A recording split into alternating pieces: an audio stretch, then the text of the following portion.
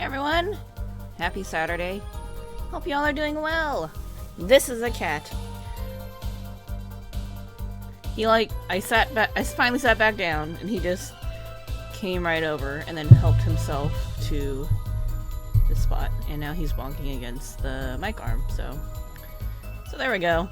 We were a little delayed. I thought I started boiling water, but apparently the power wasn't on the power strip. So I was not boiling water for my tea, and I had to wait longer. So that happened. But anyway, hope y'all are doing well. Welcome back to the stream. Hope everyone had a great week, is having a great weekend so far, and just general good day wherever you are in the world. Enjoy this cat for a little bit.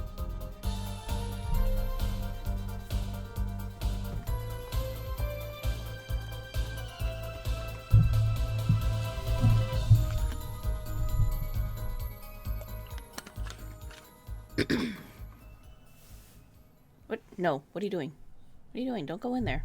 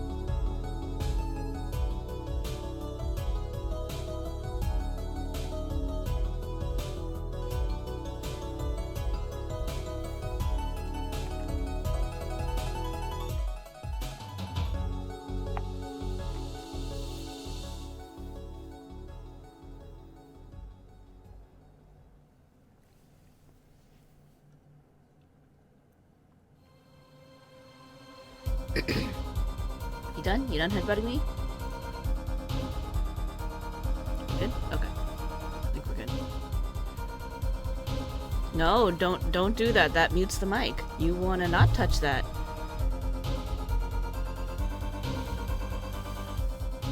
Alrighty, I think we're good. Hey everybody! How's it going? Alright. Like I said, welcome back. Here for more Ace Attorney goodness. Alright, so a little housekeeping quick.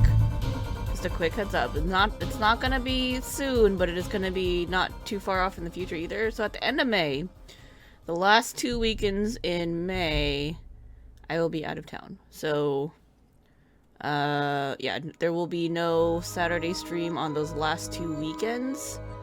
But, you know, we still got a few more weekends until then, so don't gotta worry about it too much, you know? We've got time. We've got time.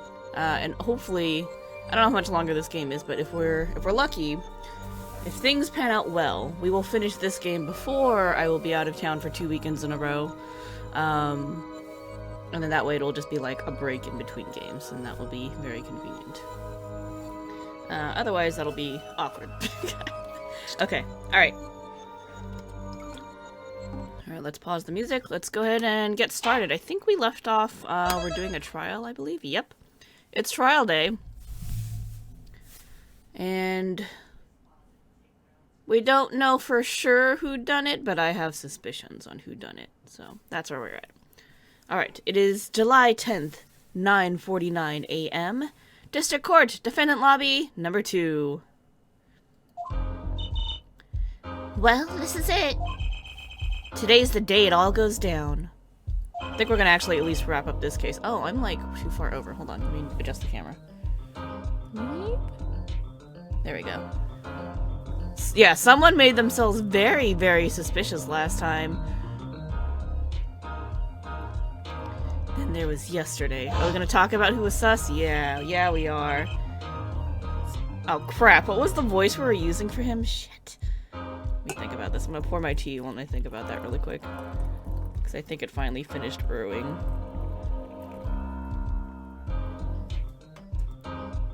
This meeting is over, sorry. Just give us 5 more minutes! We can call them back after that. Sorry, no go. Come on, piano boy, we're leaving. Darian, wait! I never liked you, either of you, but you were so nice the very first time we met you. Huh?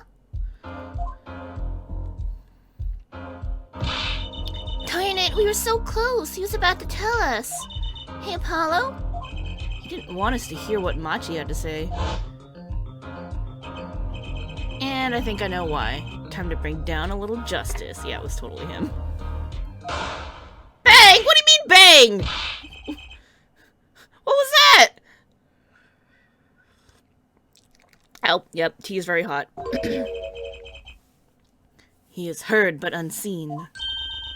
Who's that talking? Oh my god, it's the Yellow Magician dude. Yeah, that's his name. Valiant Gramarye. Using the door like an average muggle, no less. Oh, muggle. Harry Potter references. You aren't the witness today, are you, Uncle Valiant? What was he? A preposterous proposition! How could I stand to stand upon the stand? Why, my secrets would be free for the plucking! I might even have to sign autographs! That is why I intend to remain hidden for the entire day. Ooh, with vanishing magic? I was about to be like, I should turn off the cat cam, and then I realized I never turned it back on after we switched screens, so. Oops, sorry, you missed out on cat. Ooh, with vanishing magic? Indeed! I will jump upon an express train and express myself to the next town over. But before I go, a word of warning. Warning? What? A grand Gramarye glamour. Glamour, pronunciation, resides at the root of all that has happened. Do not forget this truth. Glamour? A spell, a sorcery, a great illusion. You tried to look up the character's heights out of curiosity? Oh, what'd you find? Miss Trucy, though it pains me to part so, I need to get in line for a ticket. Farewell! And there he goes. He sure seemed happy about that illusion thing. Most of the characters in this game's heights are unknown. Aww. You'd think that they'd have released some kind of profile to tell you that kind of info. Oh well. Alas, alas. Oh, big illusions are the bread and butter of a magician. You can't pull off a show without one. The big illusion is always a spectacle to remember. Usually it involves cutting up things, like something about elephants, or the Eiffel Tower, or anything really. So he was talking about what we saw at the concert. They did one for every other game, but not this one? Oh, that's just rude. Now I feel cheated. Amir Wa's disappearing act. And Prosecutor Gavin's exploding guitar. I wonder what he meant by it being at the root of all that has happened. Well, it's about time. Shall we go? Excuse me, sir. Yes?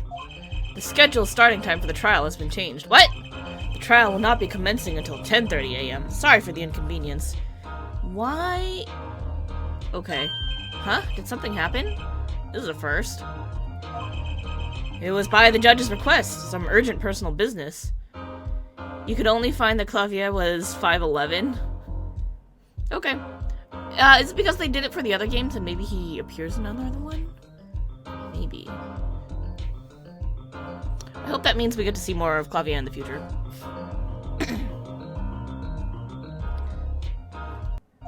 Great. I bet he stayed up too late last night watching courtroom dramas. Didn't he say that he needed to go visit someone in the hospital last time? So maybe something happened with that. Apparently, he's visiting the hospital again. Yeah, that was it. The hospital?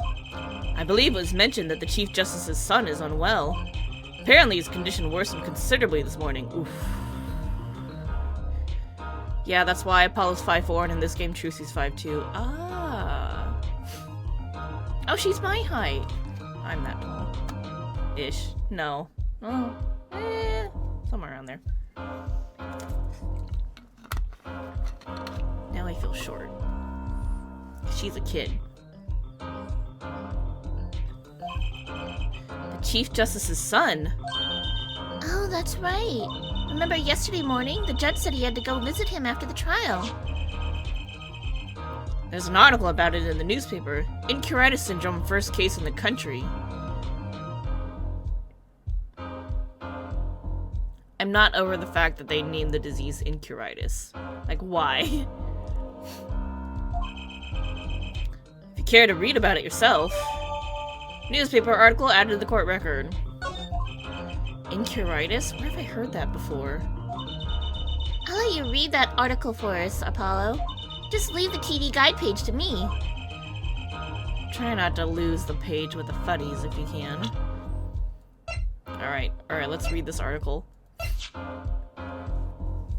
Article about Chief Justice's son who was inflicted with incuritis.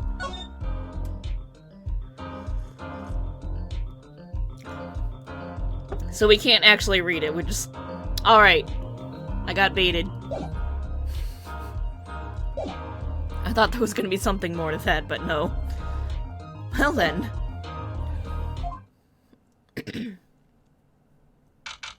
July 10th, 10:30 a.m., District Court, Courtroom number 3.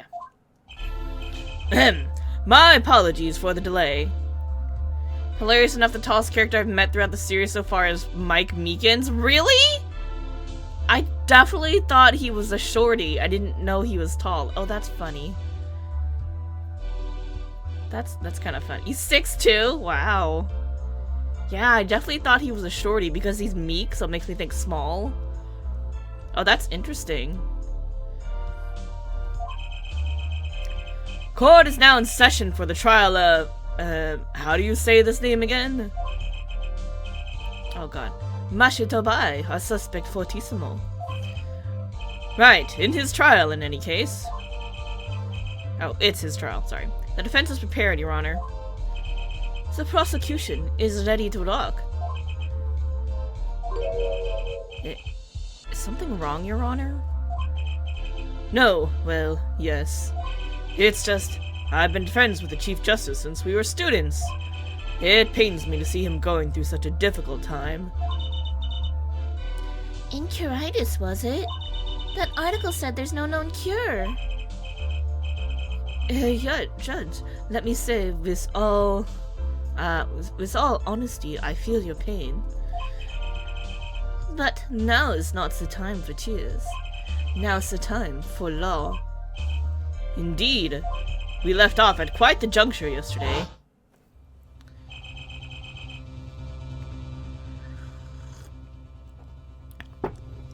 I asked Interpol about that number. IPXX 314206. Agent registered under this number was Romain Latouche.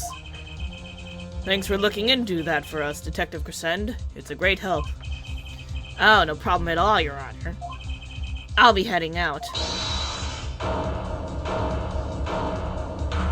And then she calls him out. Wait. That voice just now. It was him. I'm sure of it. It was him? That voice I heard, talking to Mr. Latouche, when I heard the gunshots fired. It was him. It was Darian. No way! Quite a sensational ending. Who would have thought Darian would guest star in the season cliffhanger as a suspect? I asked the prosecution to look into this matter. Please tell the court your findings. Darian Crescend is a member of my band, the Gaviners. I keep wanting to say Gavineers, but there's no extra I in there. He is also a detective, making the current charges serious indeed. Yet, after investigation, I have found no cause to alter our case or file new charges. And your reason is? Weren't you aware, air forehead? He has an impeccable alibi. An alibi? Let us refuse the facts again, shall we? The concert held on the night of the shooting was in 3 sets. The governors ripped up the stage during the first set. For the second set, all guests took center stage. The only performers appearing were myself, La Miroir, and Machi, along with the drummer and bassist, for a total of 5. Who are the other members of this band that we never get to see or talk to? The shooting in the dressing room, however, took place during the third set. La Miroir's defendant, Machi Dabai, had left the stage at that point, and the governors were already looking. This is when 2 shots rang out at the scene of the crime. Shots heard by Detective Emma Sky, mind you. And Apollo, you heard them too, right? Sure did. Furthermore, La Miroir herself witnessed the moment of the crime. Well, perhaps I should say, she heard the moment of the crime. When she claims to have heard Mr. Latouche and Dr. Crescent talking. But that's impossible! Detective Crescent was...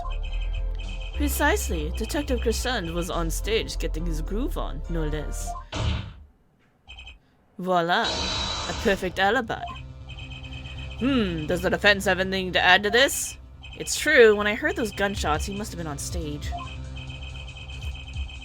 Still, there's something here that doesn't quite add up. Do we have the autopsy? Yeah, we do. It was between 9 and 9:30. Well, okay, hold on. But he didn't die right away is the thing. But then we heard the gunshot, so that's what they're kind of going with, that it was definitely during the third set. But what if that was a recording? Because we did have that issue before.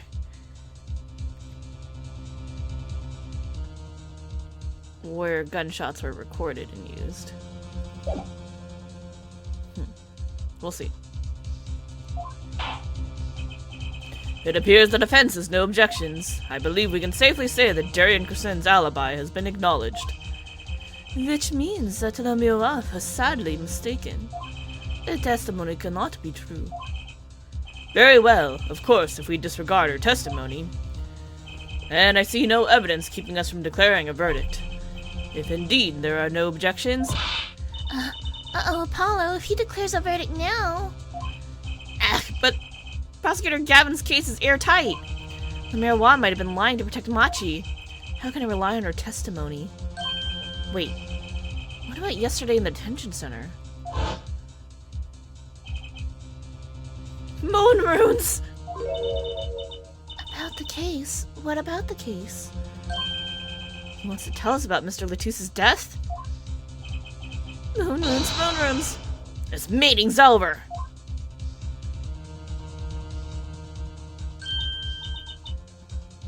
Darian? Machi was trying to tell us something, I know it.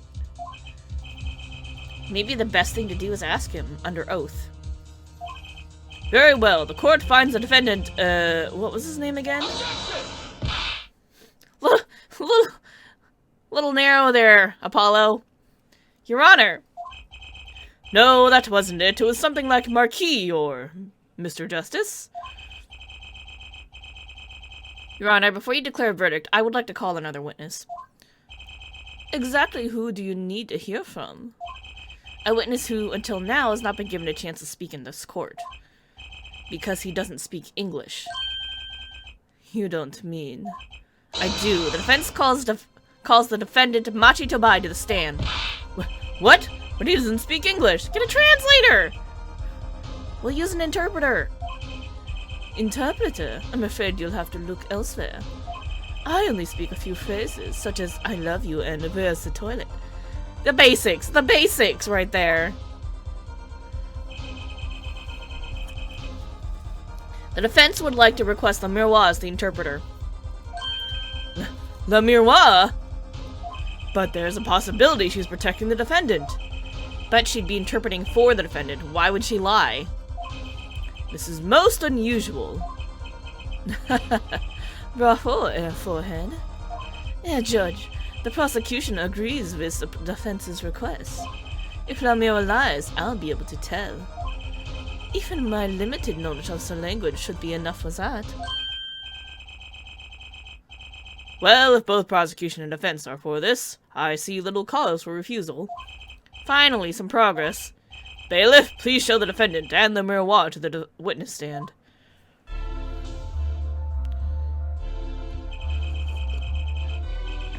I suppose there's a first time for everything. Shall we proceed? Your name to begin with. If you would, la miroir. Yes. He says Machi Tobai, the defendant. This is certainly a first for this courtroom. Not that we really needed an interpretation of that message in particular. So far, so good. Very well, Mr. Justice, if you would. Huh? If I would what, Your Honor? Would what? You called the defendant to the stand, did you not? What would you have him testify about? What do I want him to testify about? I hadn't thought that far yet. Apollo, aren't you going to ask him what he was about to tell us yesterday? How can I if I don't know what he was saying? Excuse me a moment, if I might speak. Yes, Amirwa? Just now, Machi said there's something about which he wishes to testify. Machi wants to testify about something? What could it be? What sort of testimony is he talking about? One moment, please. Suspense is killing me. What? What? What? Well, the miroir?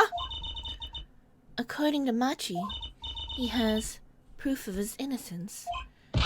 What? This is a surprise. Yahoo! Victory, Apollo! We did it! Not quite. This is sounding too good to believe, and I know what that usually means. Well, if that's true, then this is vital testimony, Machi. Please testify to the court. Very well. Proof of innocence. He says that word of Mr. Latus's death came as a great shock.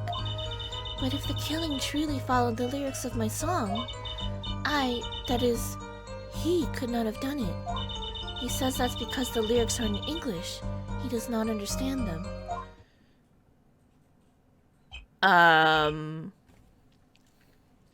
That's a little loose, but... I mean, I get it, but it's a little flimsy. I see. He wouldn't have understood the English lyrics to the song. That would prevent him from following them so closely. I'm also pretty sure he understands English. I wondered what he meant by proof. Why, he would only have to ask the miroir to know the meaning of that song. The miroir? Did you ever explain the lyrics of that song to him? I did tell him, generally, what the song was about, but never in so much detail, and he never asked. Has my oft-repeated warning already fled that forehead? The miroir might be protecting the witness. Well, anyway, let us proceed with the cross-examination. Mr. Justice, if you would? Yes, Your Honor. Something's hidden in that testimony, I know it. I'll just have to trust my bracelet to tell me where. It's the fact that he doesn't know English. I'm pretty sure. Because it definitely seemed like he understood what the fuck we were saying yesterday at the detention center. He just didn't get to answer us. So maybe he understands, but he doesn't speak, which is not uncommon when you're learning foreign languages. Worked yesterday, it'll work today. Proof of innocence, here we go. Word of Miss Latus's death came as a great shock, so he says. Were Machi and Mr. Latus close? Yes, after we traveled around the world on tour together. La miroir, this is Machi's cross-examination, not yours. But I knew the answer. This is a court of law. We'll play by the book. I understand. When Prosecutor Gavin's tough, he's really tough. Machi says he was very good friends with Mr. Latus. Mr. Latouche was always a gentleman, never angry.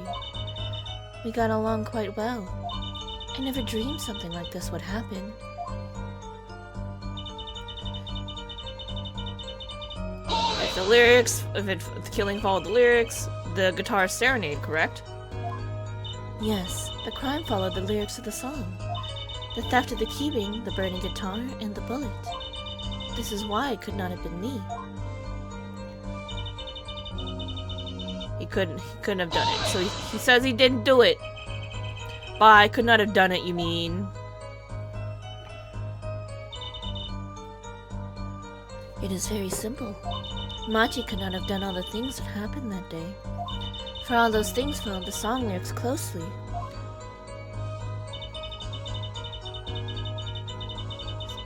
He doesn't understand them. Wouldn't it be difficult for him to perform without knowing the meaning of the lyrics? He did know what the song was about, its mood, shall we say. That was enough to play by. I told him it was a song about a guitar in love. It's not actually the guitars, it's in love, strictly speaking. He's like, you don't understand the meanings of my song? Oh, perhaps I misunderstood. No, not really. Yours is also a valid interpretation. Okay. No, it was my fault. I am too used to singing in Borshenian. It is much easier than trying to understand these English lyrics. Yay, I knew he was innocent! I believe he is too, Trucy. I do, but... What's wrong, Apollo? You got a tummy ache or something? Something's hidden in that testimony. If it's the truth, I'll find it.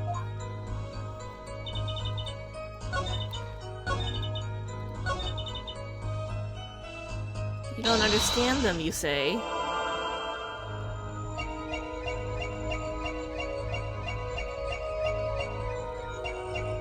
Because the lyrics are in English. Oh, here we go. It is not. It's the R in English because the lyrics are in English. He was getting shifty eyes. Hear it again. Do it again! You forgot that we perceive Machi? I had a feeling we would have to, because I was like, I'm pretty damn sure this kid understands English. I see you and your shifty eyes! Gotcha! Machi, you can't fool my eyes. You glanced toward her at the very moment La Miroir said the word English. Why? And don't bother interpreting that, he understands me. Machi, tell the truth. You can understand English, can't you? What are you saying? Of course he can't. Moon runes. More moon runes! Must he continue the charade? Mr. Justice, Machi says this. I know the word English. Huh? Before coming to this country, he heard me speaking English. He learned the name for this language, that is all. What? Give me a break! Is that such an unusual word to understand? Do you not know Espanol, for instance? Well, yeah, but... I am sorry, but he truly does not understand your language. Well, then explain this. How does he know the crime followed the lyrics? Have you always been such a suspicious-minded lad? It is simple. So simple it hardly requires an explanation. He read about it in the newspaper. The newspaper? The Virginian Daily Bugle. You can buy it in these in this country these days, you know.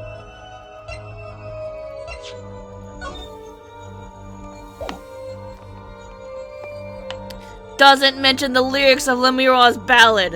Ooh, you lie. Oops, sorry. I'm sorry. I didn't mean to hit the mic with my cup. You little liar. They have already begun to report about this case in our homeland. I was right. What is wrong, Mr. Justice? Your eyes, they are quite fierce all of a sudden. Machi is lying.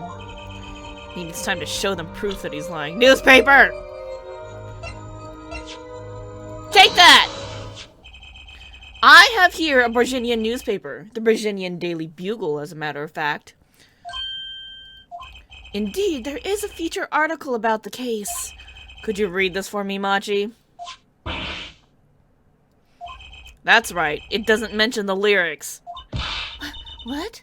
What is this all about? I'm sorry, Machi. You couldn't have read about the lyrics in the Virginian newspaper. Moon runes! Panicked moon runes. What does this mean? But I don't see how it's possible. Look, especially if you're younger, if you are in a country long enough, or like, you know, especially if you're traveling, you pick up things, you start learning and understanding, even if you may not necessarily speak it, but you'll start like recognizing things and pick up the language a little bit. And like, you know, it won't be like perfect, but you usually pick up enough to get you by. I know. He must have heard the lyrics when the police were doing their questioning. Yes. You mean the lyrics in English? Not possible. The subject of the lyrics was not brought up in police questioning. I read the full report myself. So the lyrics weren't in the newspaper, and the police didn't mention them. The only place you could have heard them was in this courtroom. In English, no less. The witness will explain himself. Machi says... He says... Yes? It is true I read the newspaper. But this is not where I learned of the lyrics. I was mistaken. Now I remember. You remember? He says he heard of the lyrics from me. What? He's calling you a liar now. Is this true, Le Miroir? Yes, I'm afraid I had forgotten myself. Then it looks like F4 has been jumping to conclusions again. Seems so, yes. No. No! I was onto something, I know it! I can't let this chance slip away. Time is an issue today, Mr. Justice. Are you finished with the cross-examination? What are you gonna do, Apollo? If I'm gonna keep on cross-examining, I'd better have an angle of attack. Or else... My bracelet's still reacting. Your Honor, please allow me to continue. If you must, you must. Very well. Witness? I understand. It was I who explained the crime, that the crime followed the song. Exactly how much did you explain to Machi? This is a question for me, yes? This interpretation thing is getting old fast. I told him that Mr. Latouche had been killed, and why he was a suspect. And I told him the crimes of that day followed my song. Did you mention any particular words of the song, such as the song relating to the case, such as Heart? Yes, of course I explained this. He was quite surprised. Yay, I knew he was innocent! I believe he is too, Trucy. I do... Oh, wait, hold on. Yeah, that's the ending thing. Okay, never mind. Lyrics are in English. He does not fully understand them. It was her? It was her? Really? You really say it was her? It was I who explained that the crime followed the song.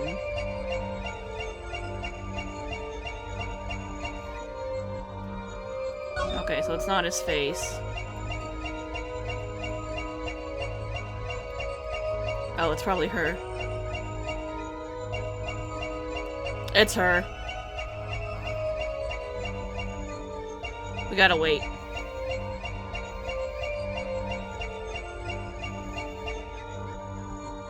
Do it again. You liar. Gotcha! Yep, this takes a lot of patience. Lamirwa, I'm currently cross-examining Machi. Why should you be uncertain? Me? Uncertain? Yes, you swallowed the very moment you told the court. It was I who explained. I see there's little point in trying to hide anything from you. Lamirwa, are you indeed protecting someone? That is not a question with a simple answer. To tell the truth, I do not believe it myself. Then allow me to answer for you. Lamirwa, you're protecting... Oh shit. Who's she protecting?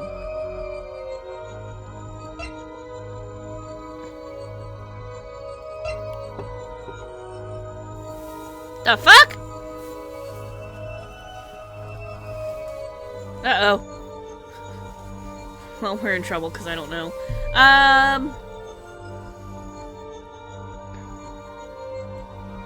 mean, the obvious answer that we thought it was Machi, but that doesn't seem to be the case.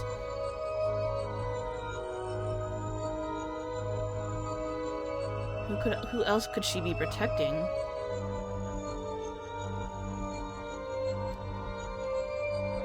What if it was Mr. Latouche who told him? But then what would that do?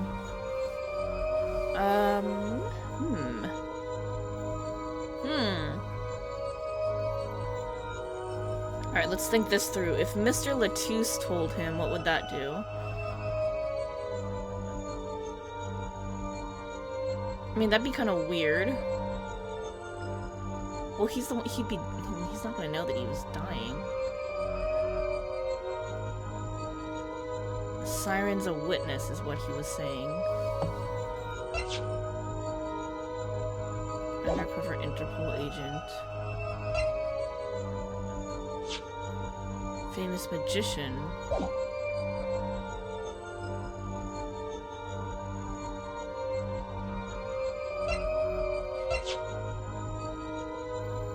Is she protecting herself?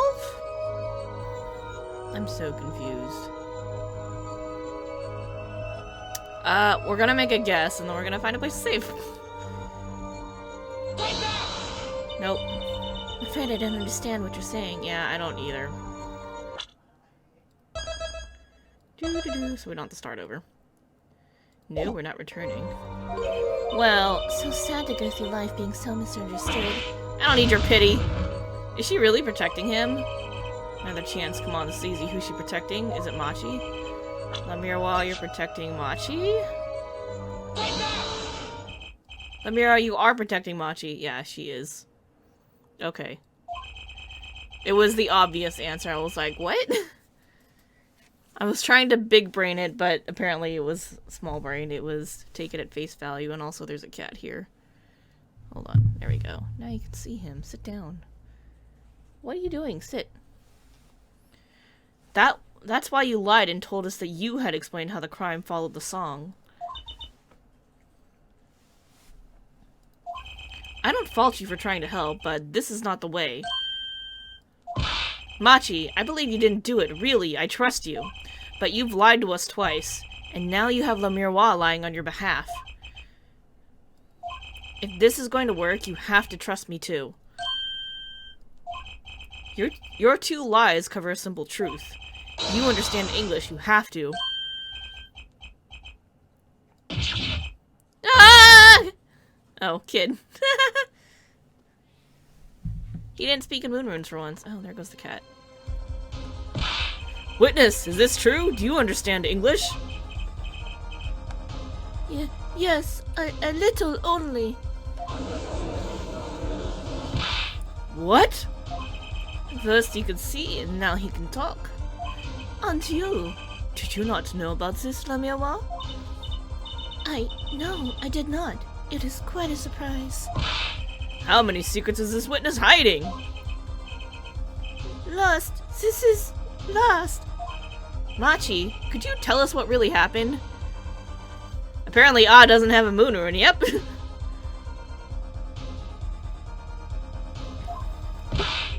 No shooting! I did no shooting! So you weren't in the dressing room when I heard those two gunshots, correct? Apparently, the answer to that question isn't simple either. I was in dressing room behind desk. Manager, he on floor. Which would be after the shooting, right? Scree! I see you. I see you lurking.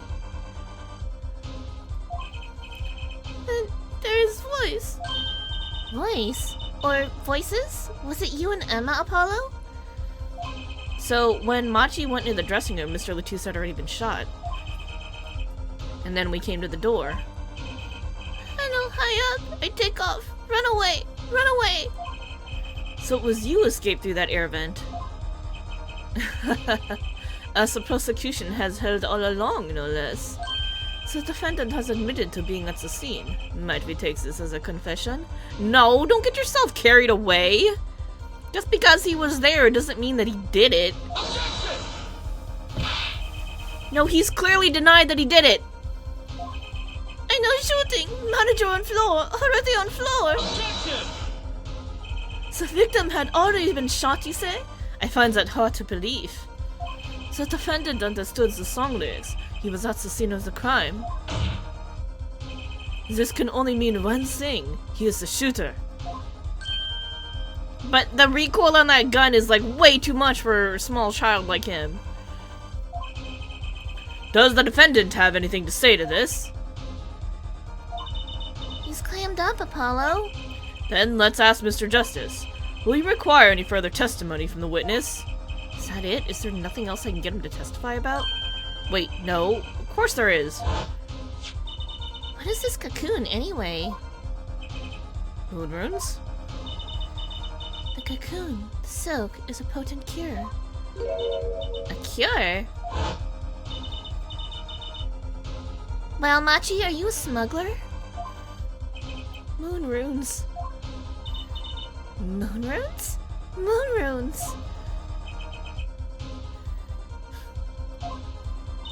He won't tell me. That cocoon has to have something to do with this. Machi, please, tell us the truth for your own sake. No, no more speak, not to any of you. So much for your precious trust, Air Forehead. Hey! You're the one who didn't believe him! Regardless, this brings us to an impasse. It does seem the defense and the defendant are at odds. I doubt we are likely to learn anything more of value should this continue. I see no other course but to declare a 5-minute recess. The defense will work things out with the defendant so that we might proceed.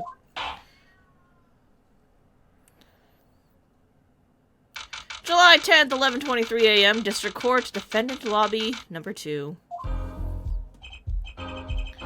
Apollo Eustace. That's justice, but better learn how to say it if you ever want to get some. Believe, I know shooting. Machi claims Mr. Latus was already down on the ground when he entered the room. Maybe it was a trap, and he just walked right into it? Suddenly, I hear revolver. Close. Very close. Then, I hear voice. You heard gunshots? Yes, it's true. I hear revolver, but only sound. What, you're saying you went into the dressing room and found Mr. Latus already dead, and then you heard shots recording? What did I say? We've already had a situation like this in the Miles Edgeworth game where the shots were recorded. That's true. So, you were at the scene of the crime when you heard those shots? And you escaped through the air vent. I know. Huh? What do you know? I know of an opening vent. I can leave stage and backstage. So the vents went to both the stage and the backstage area. Is that what he means? Hey, he's right. Look, Apollo. Huh? Yeah. But how do you know it was connected like that? Wait, I bet his father was the architect that designed the hall or something. I use this for magician. Magician? Don't look at me. Magician, huh? Well, at least we're clear on one thing. Machi didn't shoot Mr. Latus. Yeah, but what does that leave us with? You're supposed to say you went into the room to find the body and then you heard the shots? That one's gonna go over well in court. Not. Apollo, you're his defense. You're supposed to believe whatever he says, even lies. That's what Daddy always told me. I'll just pretend you misheard him. Every time. So, what do we do? You sure you won't testify, Machi? No talking. No! Well, it was worth a shot. That cocoon. Moon runes. I can't go home. Can't go home? Moon runes, moon runes, moon runes! I can't go home to Virginia. I do not want to go home. The penalty for taking a cocoon from Virginia is death. That's right, it's punishable by death. Of course, he's scared. Oh well, guess we'll just have to try a different approach. That's the spirit, Apollo. So what's your plan? If Machi won't testify about it, we'll have to get someone else to testify. Someone else? I think we're out of time. Let's get back in there. Right. July 10th, 11:28 a.m. District Court. Courtroom number 3. Court is now back in session. Mr. Justice, have you sorted things out with the defendant? Yes, Your Honor. We had a good talk. Very well. So will he testify? Your Honor, the defendant will not testify. What? Shame. And here I thought this was your big chance to turn the case around. Actually, it is. The defense would like to approach this case from a different angle, Your Honor. A different angle? If Machi won't testify, then I know who will. I would like to cross-examine the witness in this case, La Miroir. La Miroir? Objection! What are you up to now? I thought we determined yesterday that La Miroir's testimony is insubstantial. There's nothing you can... La Miroir was taken to the hospital yesterday with injuries. What happened? She was assaulted, Your Honor. Continued wall abuse? Oh, yeah. By Clavier, yeah. Assaulted? Someone wanted La Miroir dead. Thankfully, she was able to save herself. What? I've had no such report. Prosecutor Gavin. Why would anyone be out to kill La Miroir? Can you think of a reason? Well, think of how she is known in our country. A singer from overseas who doesn't speak English, yes? Yet someone tried to keep her mouth shut. Who could have that have been? You don't think? I do. It was the same person who shot Mr. Latouche. The killer was afraid of her, afraid of what she might say. The defense believes that something was hidden in her testimony yesterday. Something that the killer doesn't want getting out. So, am I to understand that this is what you are saying? Namely, that there's a nugget of truth in La Miroir's testimony. A nugget we have yet to uncover? Exactly. If La Miroir was attacked, this has serious implications. Very well. There were some vague points in her testimony during yesterday's trial. Perhaps we did not inquire as deeply as we might have into some. The court will hear La Miroir's testimony once more. La Miroir, I must apologize. We must ask you to stand again and speak. You need not apologize. I know that Machi is innocent, and I will do all that I can until the court realizes this. Let's review your testimony from yesterday. You told us you heard 2 gunshots and the shooter's voice through the window. And that the voice belonged to Darian Crescend, yes? That is correct. At which point I proved she could not be correct. She couldn't have heard any of those things. The small window at the scene was closed, and was found to be quite soundproof. That's inconvenient. You have nothing to say to that, Mr. Justice? I don't know exactly what yet, but I do know there's something there. There is, it seems, much you do not know. And yet it is my duty to hear him out.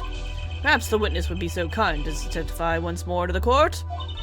Of course, Your Honor.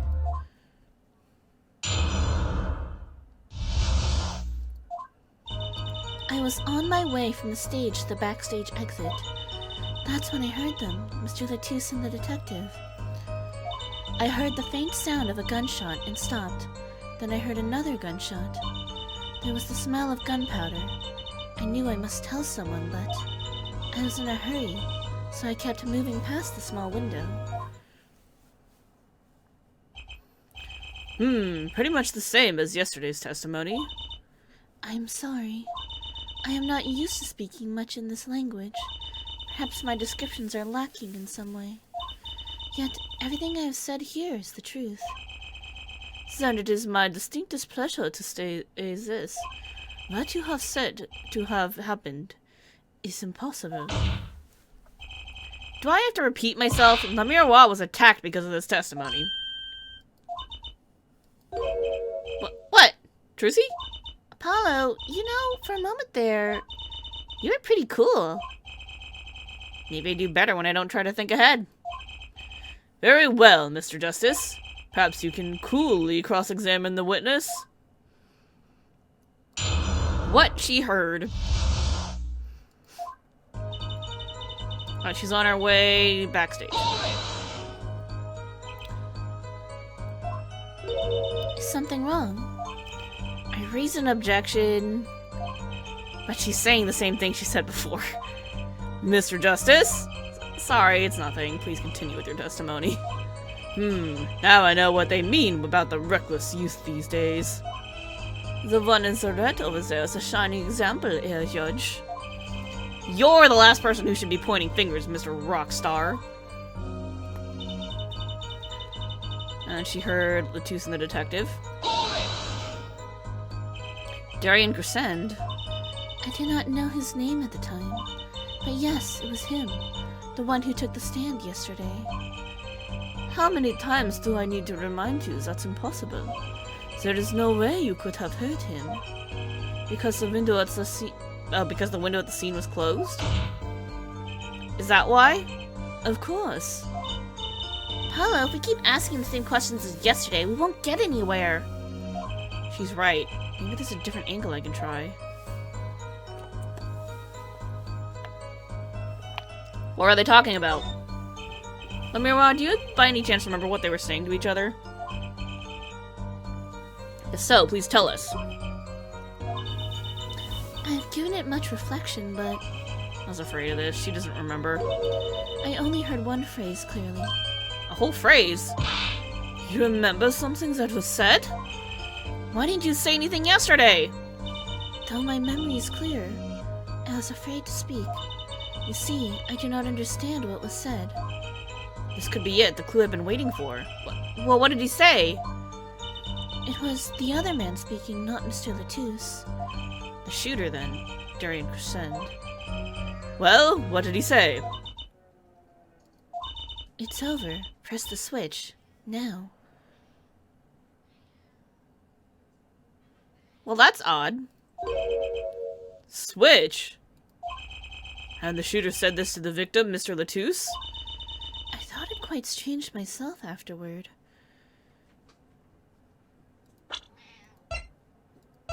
Like these things? The fuck? It is a mystery. What could it possibly mean? Mr. Justice, care to shed some light on this? I mean, sure, I don't it's, very, very vital. Maybe we could add that to the testimony. Maybe, Apollo. From the small window, I heard a voice say, press the switch, now. And it was Detective Darian Crescend's voice. Yes, I'm sure of it. It's over. Press the switch. Why would he say that to Mr. Latouche? Apollo, the murder weapon, the revolver was Mr. Latouche's, right? Yeah, what of it? Well, maybe when he said press the switch, he really meant to say pull the trigger. No, they wouldn't get that mixed up. Because his English isn't so good. Darian Crescent is a native speaker! Oh, right. Sorry, I kinda forgot who was what. Press the switch. That's not something a killer usually says to his or her victim, is it? Were they in cahoots? Was there no one else in the room? I do not know. All I heard was Mr. Latisse and the detective.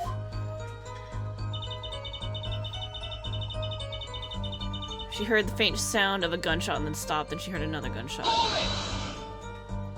There were 2 gunshots. Yes, I heard 2, one after the other. That fits with the with the bullet holes at the scene. Nothing really new here to pick up. There's the smell of gunpowder.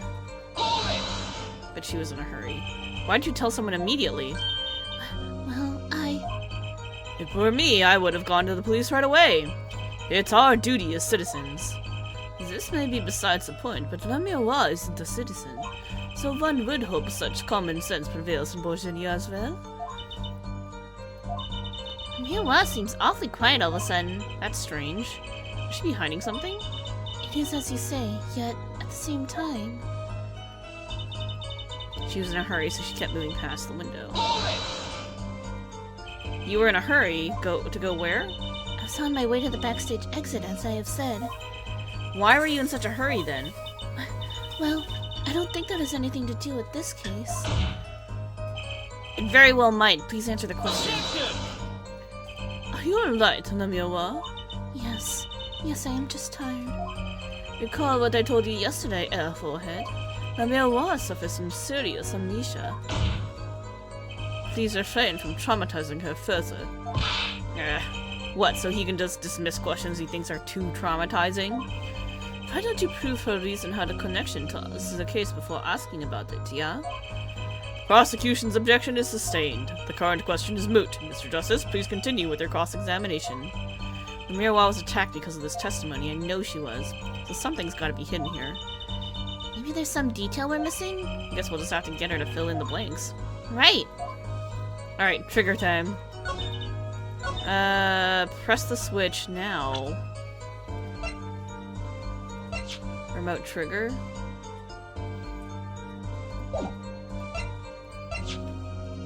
Identical igniters in Gavin's guitar and at the crime scene. Triggered by a remote trigger. Let's try this one. Ready? Objection! Nope. Damn it! This evidence clearly reveals a contradiction in that statement, Your Honor. No, it doesn't. How exactly the evidence statement just now related? They aren't, are they? Nope. Yeah. Think it over first. I don't think that won me any points to the judge. Press the switch now. Alright. Alright. We're gonna save so we don't screw up too hard. Maybe the switch itself? There we go. Switch itself. The remote trigger. Press the switch. There's only one key that can unlock the mystery of those words. Oh? Yet there was nothing at the scene that could be called a switch, save the lights. True, there wasn't a switch at the scene, but it just so happens I have a switch right here. That certainly does look like a switch, doesn't it? The problem is, this was found not at the scene of the crime, but on the stage. The stage? Where the concert was held. Yes. And this was found hidden there. On the stage. Are you claiming that the voice La Miroir heard was of someone commanding another to press the switch? It's a possibility. Oh, Airforehead. I'd call that an impossibility. Why? It's hardly necessary for me to remind the court of the layout of the concert forum. The stage is quite far from La Miroir's dressing room. Not to mention that the governors were in the middle of a concert on stage. We aren't known for being a quiet band. You could shout all you wanted and not be heard. The detective's voice was loud, but certainly not a shout.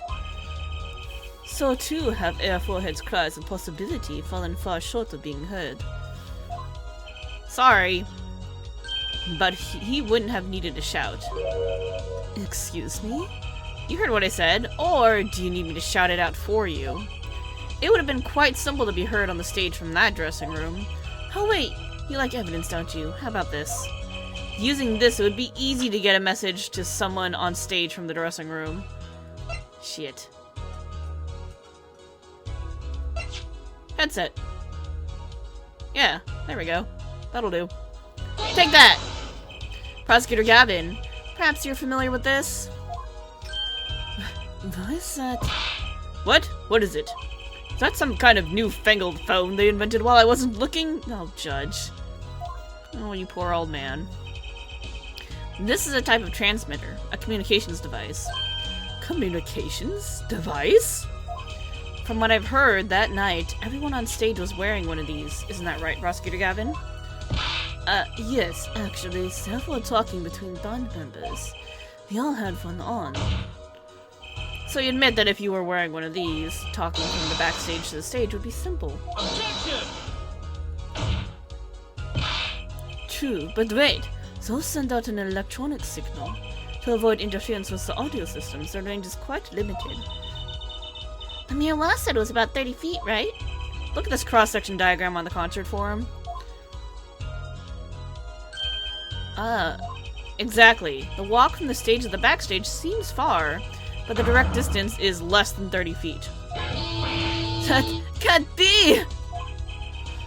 So, when the Miroir heard the shooter's voice, he could have been talking to someone on stage.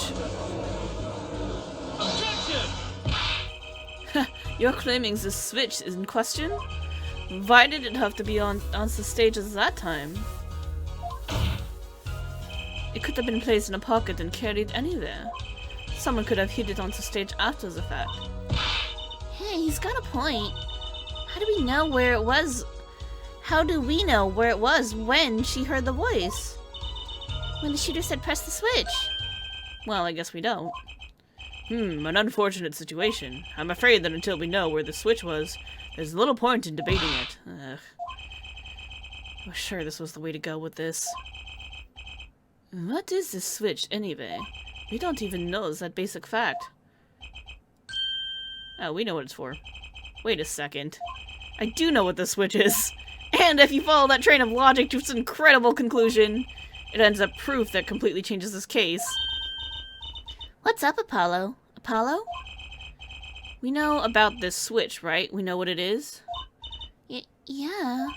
Well, think of when it was used that day. Think of what happened. Well, Mr. Justice, if you have no further information to share concerning the switch... Your Honor. Yes, Mr. Justice? I've been remiss in not telling the court this before. I know what the switch is. Well, it seems the defense is set upon linking the switch to the case. Let's see your evidence of the link.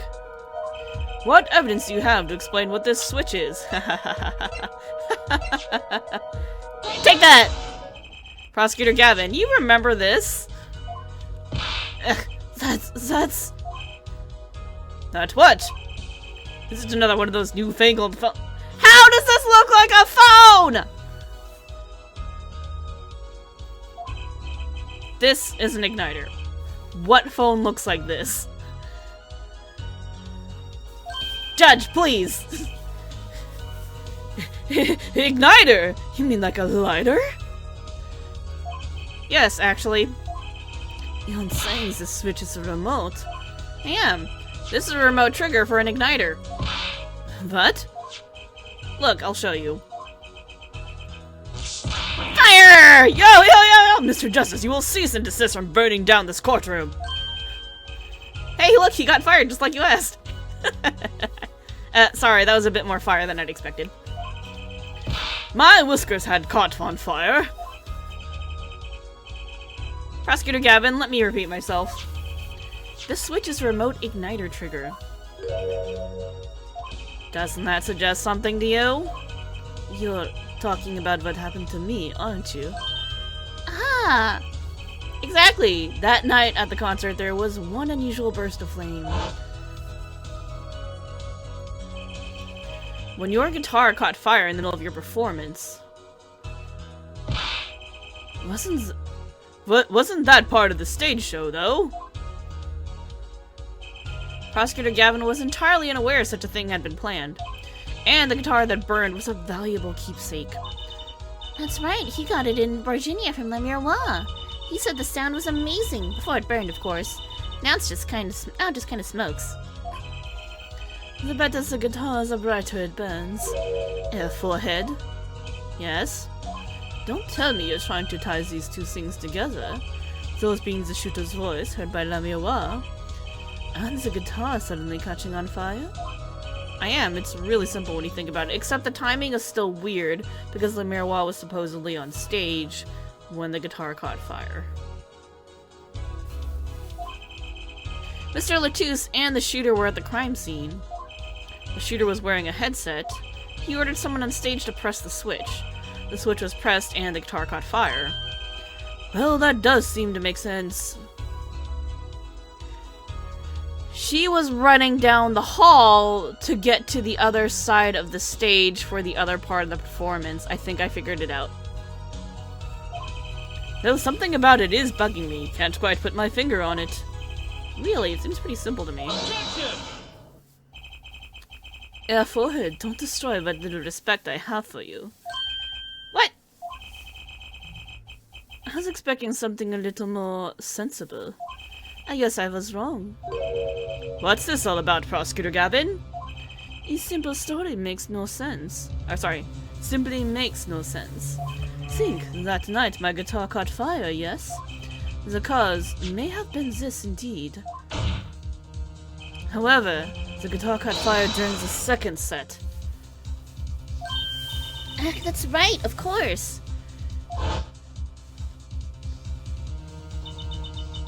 The guitar caught fire during Le Miroir's song.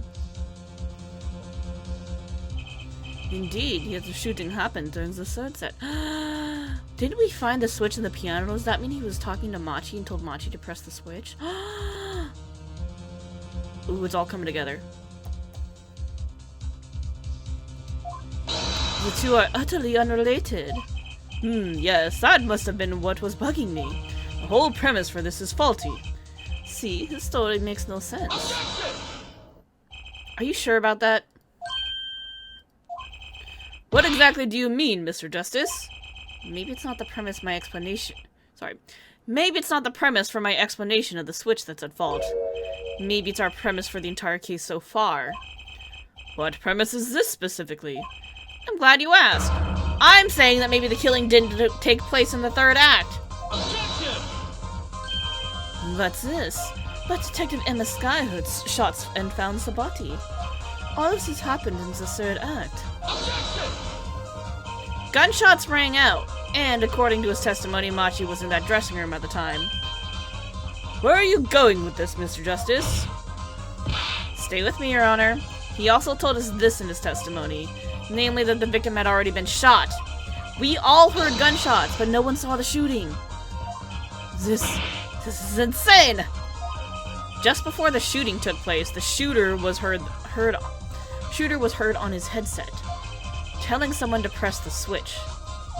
The next moment, Prosecutor Gavin's guitar burst into flame. We know that a remote-triggered igniter was inside the guitar. From all these facts, we can draw only one conclusion. The crime did not take place during the third act, but during the ballad performance, the second act. What? Order! Order! Order! Well, that goes against the evidence. What does, Your Honor?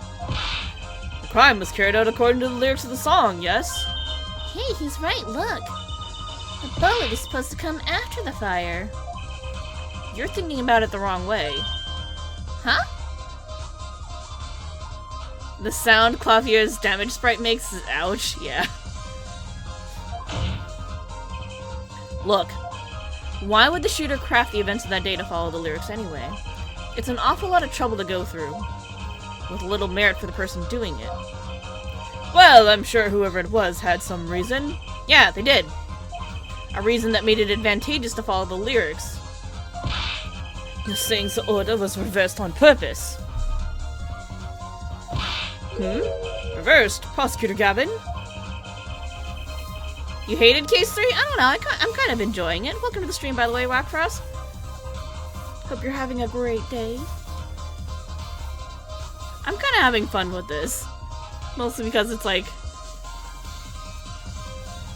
The song was pretty, and then he's like freaking out about everything. It's pretty funny. If the criminal followed the lyrics strictly, then yes. The shooting would have had to come after the guitar burst into flame. Yet Air Forehead has raised another possibility. He's claiming that the bullet came not after, but just before the fire. Gonna put it better myself. I mean, it's a really convenient way to throw them off the trail, so yeah, that makes sense. We were only meant to think that the shooting came after the guitar burst into flame. That was the criminal's objective. The crime followed the lyrics to a point, but that was a ruse. Why else would the killer risk discovery by moving the body? That was the final touch to make us think he'd follow the lyrics the whole way.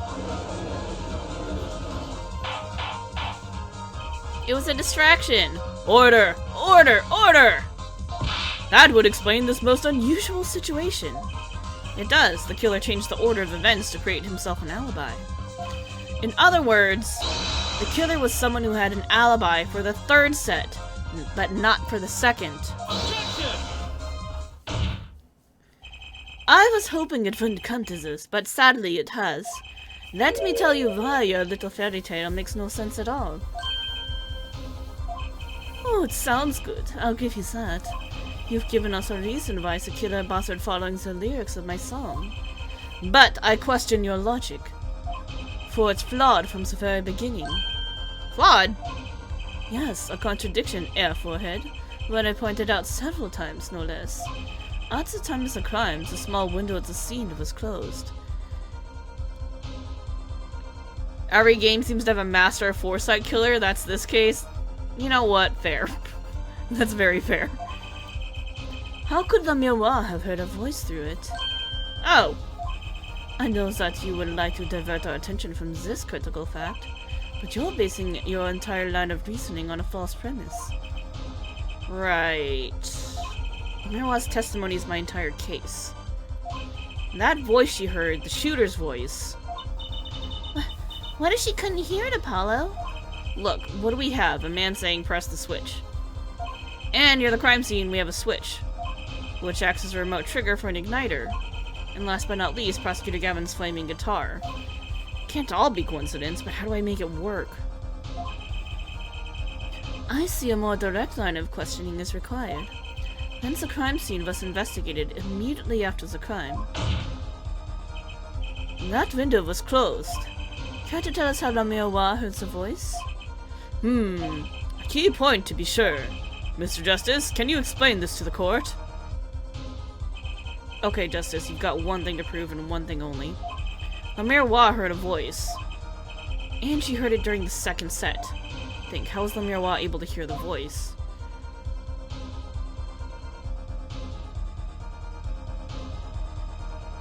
Was she in the vent?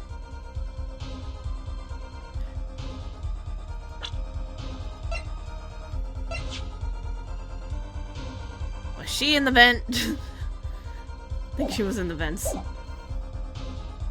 She has divine hearing would be pretty funny, but no, I think she was in the vents. She was somewhere else. When we investigated the scene, the window was closed. The shooter had no reason to close it had it been open either, meaning it was impossible to hear the voice through that window. Ah, it's good to hear you making sense again. For a moment I was afraid you might be a Virginian too. Apollo, when miroir vented, she's sus. Yeah, that's what we're saying here. That's what we're going with. She's very sus. As I was saying, the miroir could not hear the voice through that window. So there can be only one explanation. She heard the voice from another location entirely. Self-report, Apollo did it. What's this? You do amuse me so. And here I thought you and Good Sense were back on speaking terms. Now I'm afraid you and Good Sense speak two entirely different languages. Shall I interpret for you, Air Forehead? The miroir clearly stated she heard the voice through that small window. And there's only one small window at the scene. Are you sure? think about it. Isn't there another small window at the scene? There is? Ah, I know that look. He wants us to ask him. Very well, you claim the Miroir heard the voice from another location? Mr. Justice, show us where this location was. The Miroir heard the voice from here. It's in the vents. Maybe I should point to this vent, though. Sus! This is where Miroir heard that voice from. But that's no small window. That's an air vent! Yep, she vented. What did she tell us? She said she's a Borginian, unfamiliar with our language. It's not a stretch to imagine she called this air vent a small window. Objection! Now you've done it. You've gone beyond ridiculous and into ludicrous. So Miroir was up in the ventilation system listening to this man's voice. Blue was sus all along and Ott black. That's the only logical explanation, yes. Logical? I do not think that this word means what you think it means, forehead. Okay, what about it isn't logical? Ha! Hardly meant saying. Why would the Miroir be in the ventilation system? Hiding like a rat. No offense intended to her, of course. The explanation for that is simple, Prosecutor Gavin. Isn't it the Miroir? You have been listening to our discussion here, yes? Gray's laughing in the background, yeah. Yes. I admit, it had me quite confused since yesterday. Yes, the small window was closed. But why should that mean I could not hear through it? I feared our prosecutor might himself need an interpreter. Ugh. The problem here is words. The Miroir, this small window through which you heard the voice. Was it up high on the ceiling of the room? Not low on a wall? Yes, it was up on the ceiling. What? Ha! Got ya. Gotcha. Order! Order! I will have order! Witness, you will clarify this statement to the court. Are you in fact saying that you were up above the ceiling of the room? And that's where you heard the moment of the crime? Yes, in fact, I was. I'm sorry, I never imagined it would become such an important point. Yes, well, why the heck were you up there? Magic. I believe it's time for another testimony. I'm not sure, I can't. May I remind you this is a murder trial? We will hear your testimony. Tell us why you witnessed the crime from above the ceiling of that room. Please. Why were you in the vents, Miroir? Well, looks like I'm on the right track.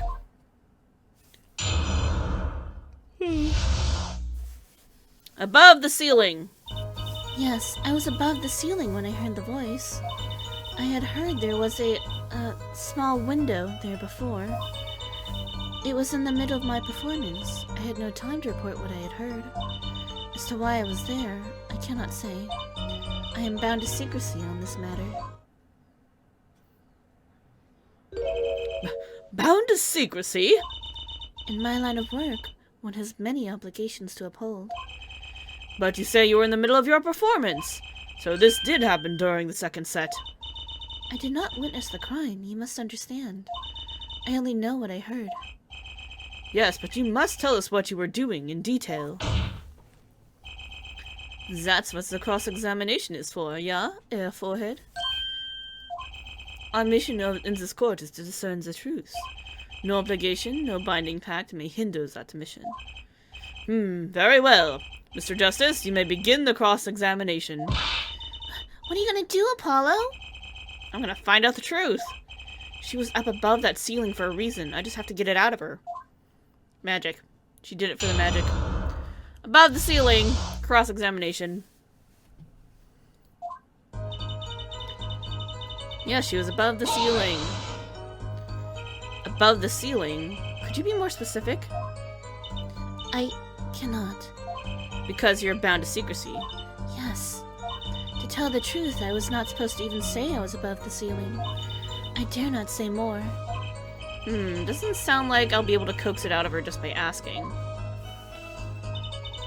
She heard there was a small window there. By small window, you mean the air vent. I only remembered I needed to be careful of where I put my hands and feet. I cannot see the light coming through the window, of course. The air vent grate could trip you up, certainly. So I was walking very carefully when I heard the gunshots. Startled, I crouched and listened. That is when I heard his voice come from the room. Darian's voice. I knew something terrible had happened, yet It was in the middle of her performance, so she didn't have time. She was in a hurry. So without a word, you just let third set start? after the curtain closed for the second set, there was still much to do. You could have prevented this whole misunderstanding if only you told us sooner. Yes, perhaps I could have. I see little point in badgering the witness. What's done is done.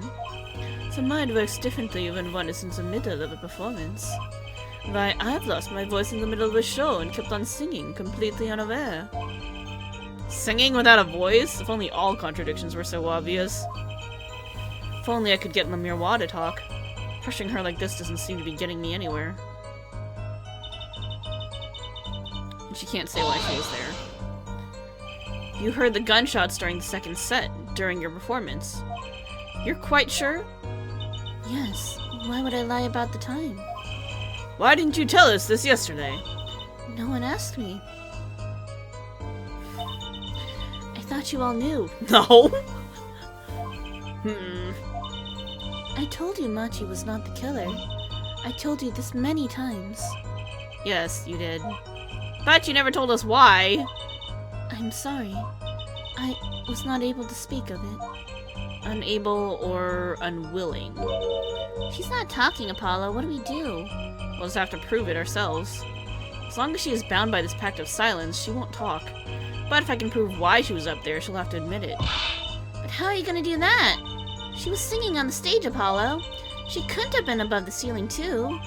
Yeah, she could. I've got a theory as to why, too. And maybe I've got the evidence to prove it. Alright, bound to secrecy. Oh shit, oh shit. Nope, crap, hold on. Gonna take some hard-hitting proof to make her talk. I didn't mean to click next, I wanted to press her on that one. I think I know why she was up there, but how do I prove it?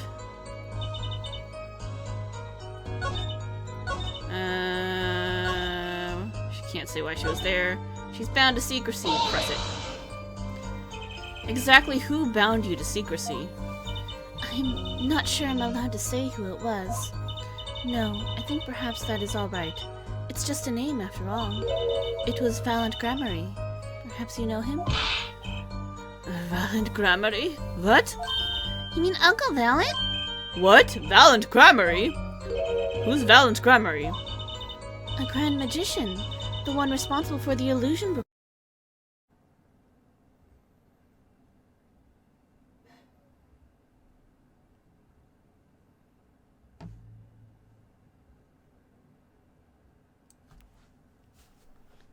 We back? Is it working? Let's see. Refreshing.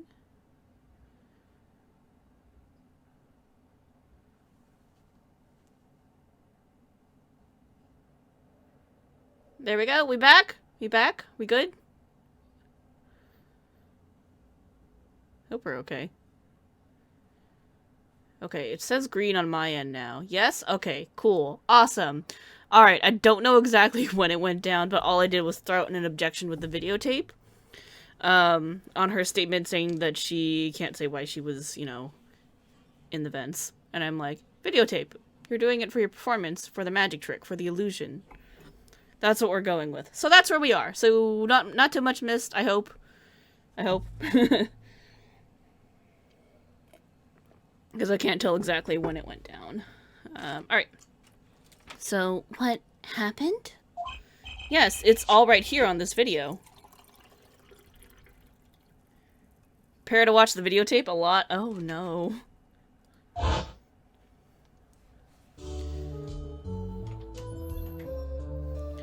It wraps itself around me. And now, through the air, I fly.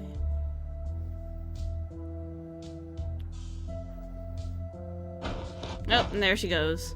That's definitely a trapdoor down there. Burning on in my heart, fire. Burn my lip away, all the way, and then it catches fire. Like a bullet of love, fire. Fire! Hey, Dr. Lupin, how's it going? She's totally standing on trapdoors! Guitar, guitar. Up together to the sky. And then poor Gavin trying to put out the fire on his poor guitar. As we can see, Lamirwa was clearly not on stage for her entire performance. Going good, sleepy, but you went through Sapphire on 14? Very nice. Yeah, Sapphire's a lot of fun. Though it saddens me to be so realistic, Lamirwa is incapable of actually vanishing, let alone teleportation. So, the only explanation is that she was hidden from view. And during that time, she moved to the back of the forum. Hello! What, Trucy? It's not nice to reveal a magician's secrets, and it's against the rules! But I'm a lawyer! I'm not supposed to be nice! This is all very fascinating, but how is it possible? There's only 20 seconds between when she disappears and reappears. She couldn't have moved that fast. Is something wrong, Prosecutor Gavin? This was his concert show. His show. He knows the illusion, how the illusion was performed. Aha! He's just realizing his own oversight. Let's look at the cross-section diagram again. Here we can trace a route through the ceiling. It goes from the backstage. It goes from the stage through the backstage to the rear of the forum. Ha! Ha! Recall Amirwa's testimony from yesterday. I was on my way from the stage to the backstage exit. There was something like a little window there. That's how I saw it. She went from the stage to the backstage exit. Perfect description of this route above the ceiling.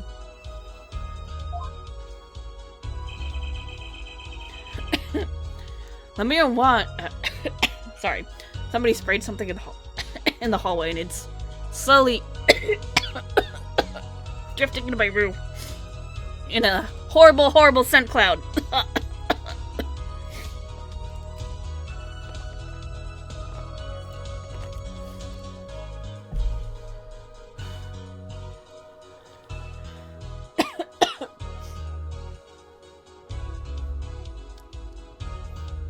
It's like being attacked with a scent bomb. It's too strong. Okay. He just said he did Sapphire. Alright. Lamirwa knew of this because of her part in the illusion. But she wasn't the only one who knew. But just now in the lobby, Machi told me something. I know if I opening vent, I can leave stage and backstage. He said that? Oh, were you not informed, Prosecutor Gavin? I knew about the vanishing act, of course. Yet I have no idea of the routes that would be used. Why didn't that magician tell me? Magicians only reveal details of their acts on a need-to-know basis. They're the bread and butter of a magician's life, you know. Which is why he bound Lamirwa to secrecy. Well, Lamirwa? I am impressed, Mr. Attorney. Machi was right about you. So, what does this mean? Are you saying you used this route above the ceiling? I did. Well, that's that, but I'm still a little confused. Why is that, Your Honor? As I said before,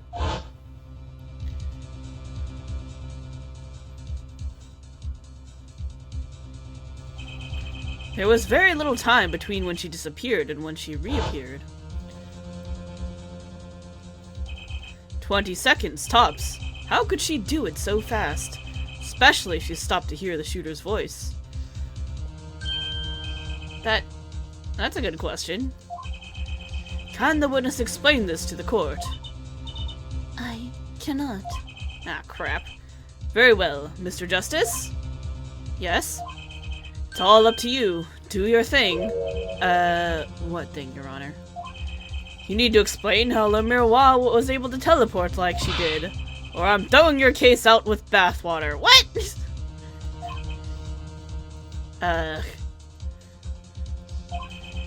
Justice, do the thing! Why do I get picked on? It's Le Miroir who isn't going along with the program here. As I have stated before, I am not at liberty to speak on the illusion that night in detail. Then you'll just have to tell us what you can. We'll hear your testimony on this. Mr. Justice, it will be your job to wring the truth out of her. Yes, if you would please. Right. Feel like a student before finals. Good luck, Apollo. The big illusion. Crap, I don't know what the answer to this is. I followed the route exactly as I was instructed. There's an emergency exit in the backstage where a stagehand waited. From there, one can enter the forum on the opposite side of the stage. The plan was for me to move there in 2 minutes. I was on my way when I heard the voice. 2 minutes? Okay, the internet seems to be working. Is it back? That is both weird and annoying. We live? Okay. Good. Yeah, it's showing green for me now.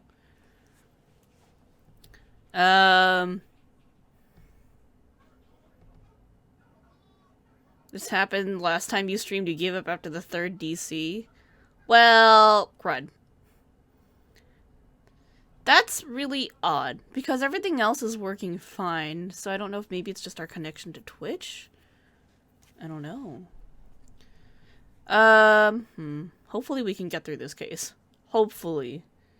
Hopefully it doesn't happen again. But not much was missed. It was just, what's it called?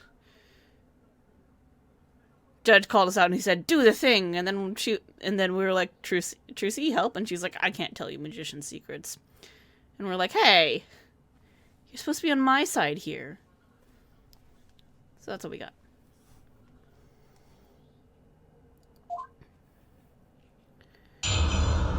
The big illusion! Alright, so she followed the route.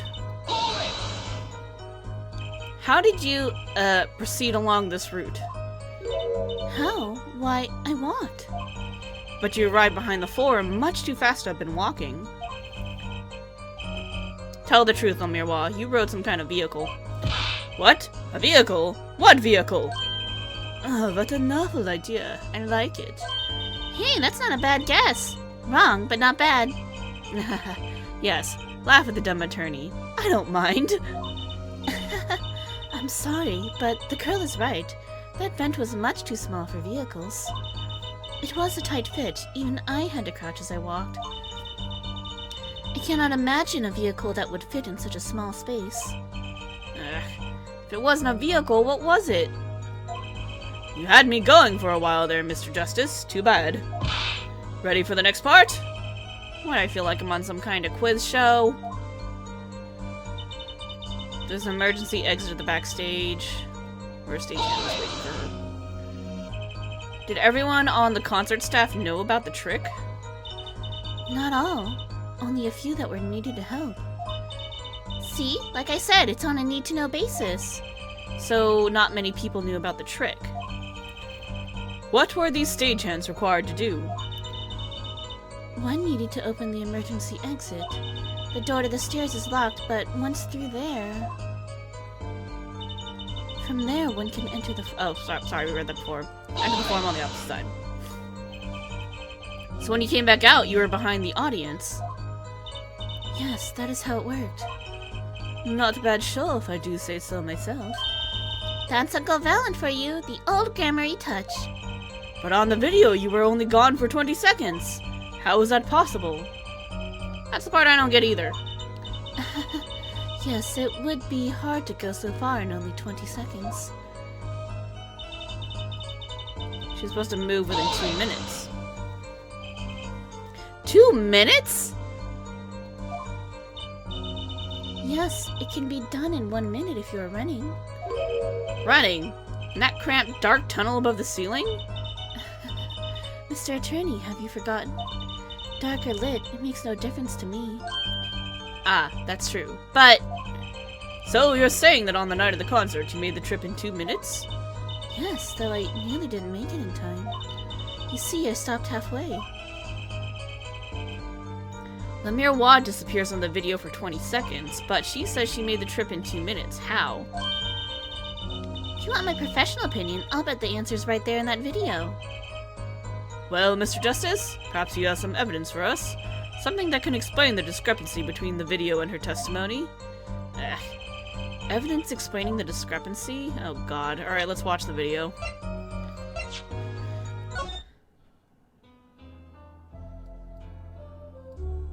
Oops. Hold on, how does this work? Okay, so here...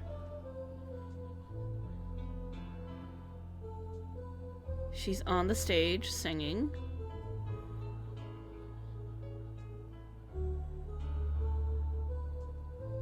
And it focuses on the others.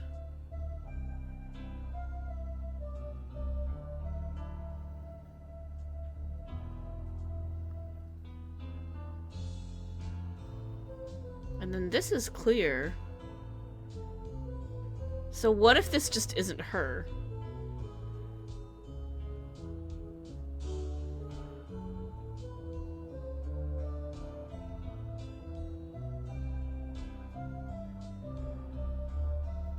Because she has the headset on, so maybe she could be singing from down below in the vents.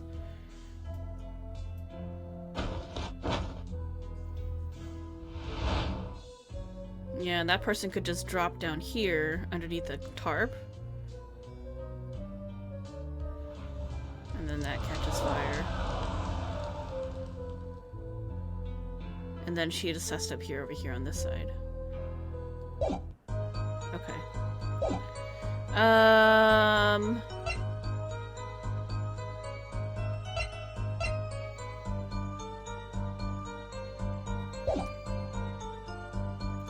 Is there evidence explaining the discrepancy? Oof. Okay, let's think about this.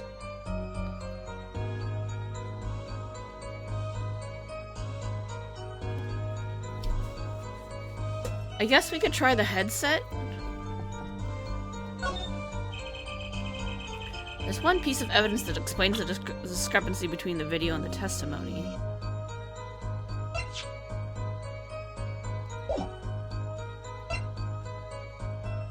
Maybe this?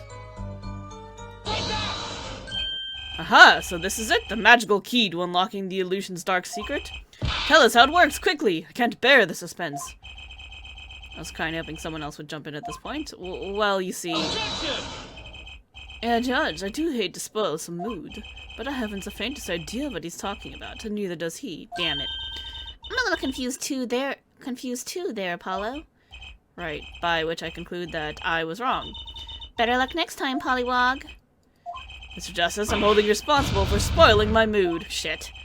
Is that a tear I just saw in the judge's eye? Oh, we made him sad! Oh, I'm sorry. Alright, nothing to do but rethink this through. Oh, I just remembered something. Hold on. There we go.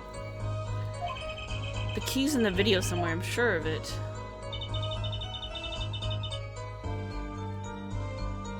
She was on her way when she heard the voice.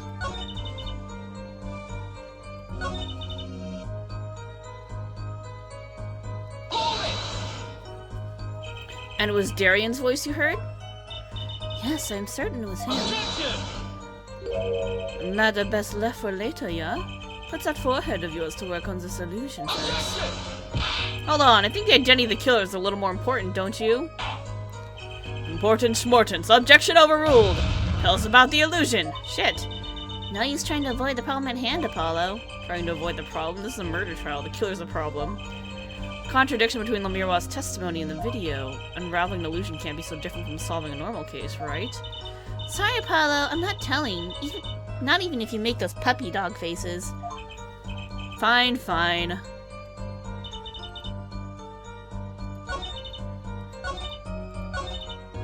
And she has to do it within 2 minutes.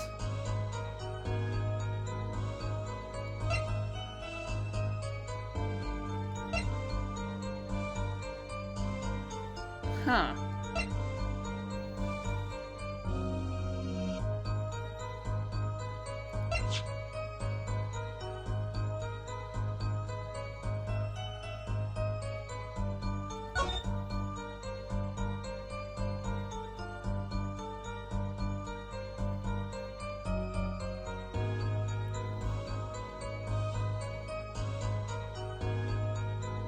Is it because of the plans? Like, maybe because she was here?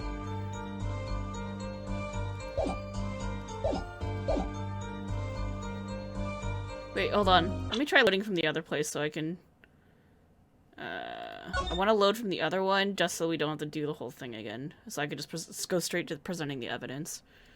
That's what we're gonna do really quick. Continue. Present evidence. Explains the discrepancy between the video and the testimony. Is it the map? Aha, so this is it. The key. Tell us how it works quickly. No, that wasn't it. Objection! Okay, so that's not it. Title. It's a pain in the butt to get back to the part where it lets us present evidence. Alright, so what else could explain? Tell no one. Okay, so it's not that. Stole the keys.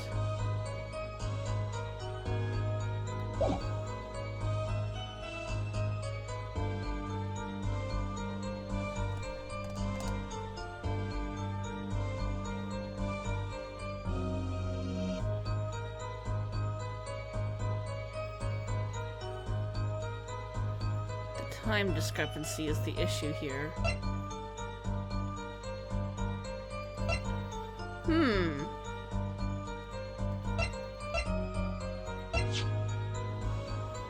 Allows music to be played in separate tracks.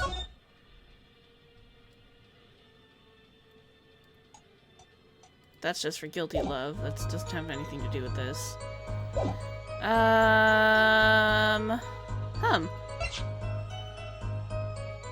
Keys to a guitar case and a motorcycle.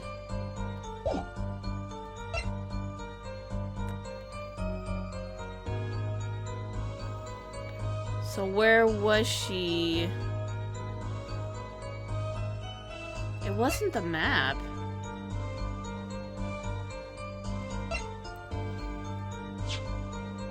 We've got to figure out what happened.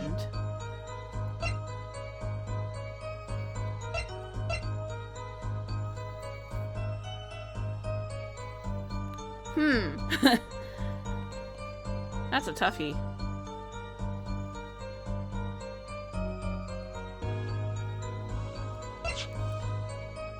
Found at the crime scene? You remember getting hung up on this as well? It's a tricky moment? Yeah, this is very tricky.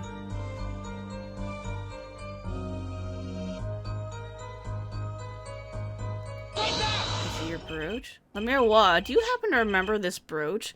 Because it was found in her in the dressing room at the scene of the crime. So, yeah, like, what if she had... She started moving beforehand and then she dropped the brooch. You think you guessed her way through it? Hold on. Brooch? I'm not gonna lie, this is kind of a guess, but it seems to be the right guess, but I'm just... She doesn't have the brooch here, does she? Yeah, I saw that. Yeah, and that little bit, she doesn't. It was the brooch the whole time! Do you remember this brooch? Aha, the brooch! We saw that yesterday, did we not? It was found at the scene, Your Honor. And you're bringing this up now, why? I thought we had already determined that when that was dropped. So did I, but we hadn't. Take another look at the video.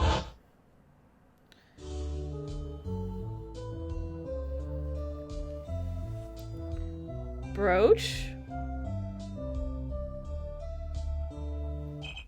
Here, you can see she's wearing the brooch. So she is. Let's look a bit later.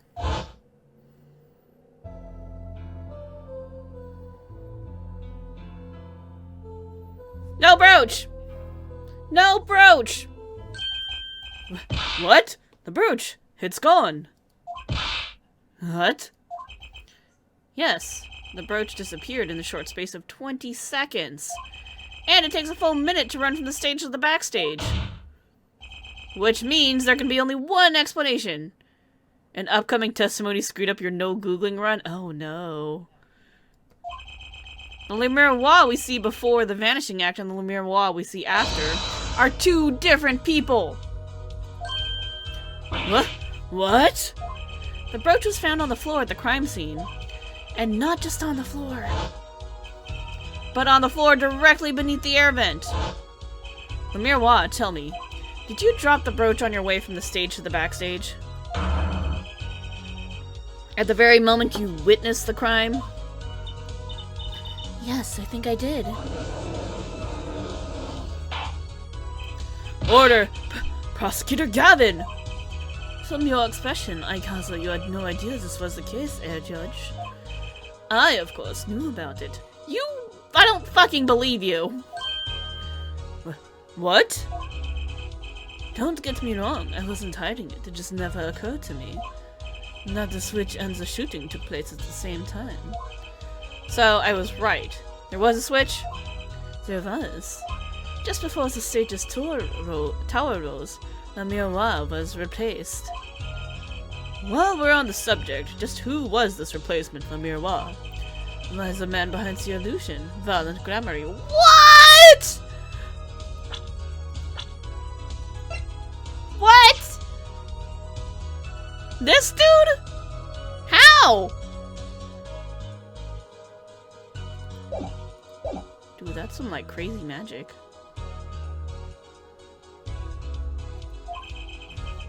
It was Grammary? That's quite the illusion, but I still don't get one thing. Yes? The switch happened before the tower rose, correct? So you weren't on the stage. That's right. But this fake Lumiere is still singing.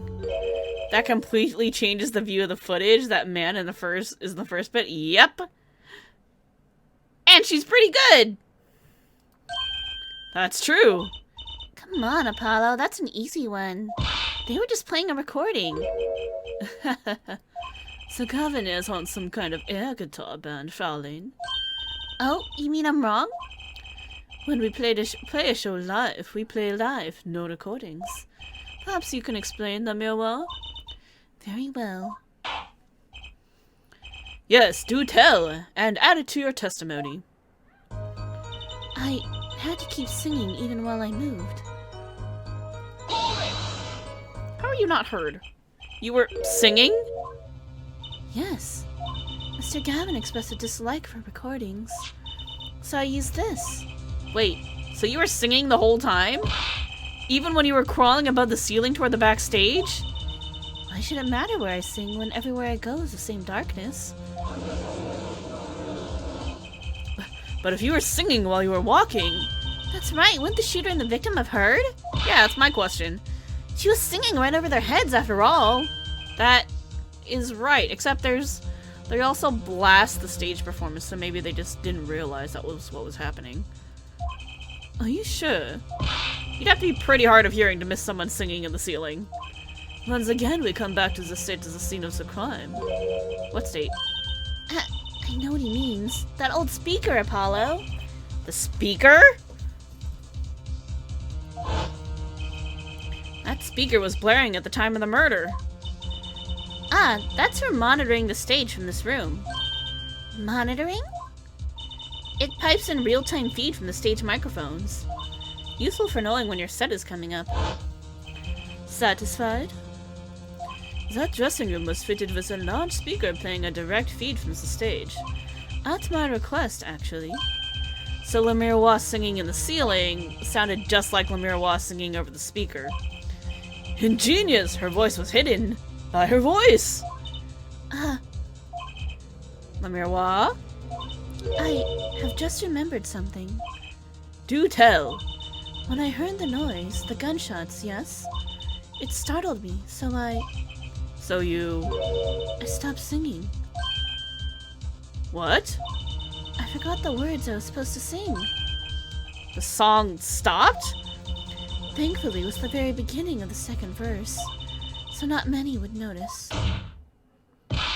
Foreheads, that mixing board I lent you, where is it? The mixing... Huh? That machine, Apollo, the one that breaks music into tracks. Oh, this. I'd completely forgotten about it. I didn't. You saw me open it and then be like, well, it's only Guilty Love on there. That's not gonna help me. Ah, here we go, the guitar serenade. Let's take a listen.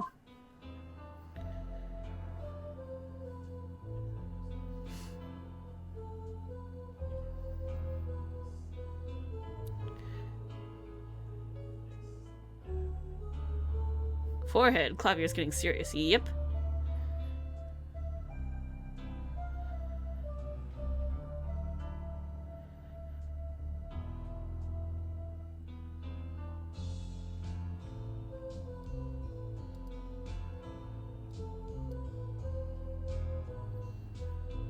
This is the second verse, right?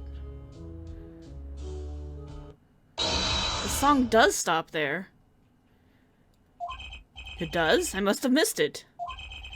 Look at the lyric sheet. At the top of the second verse, pleasure, pleasure. See where it says pleasure, pleasure? Now listen again. We really are gonna keep listening to this.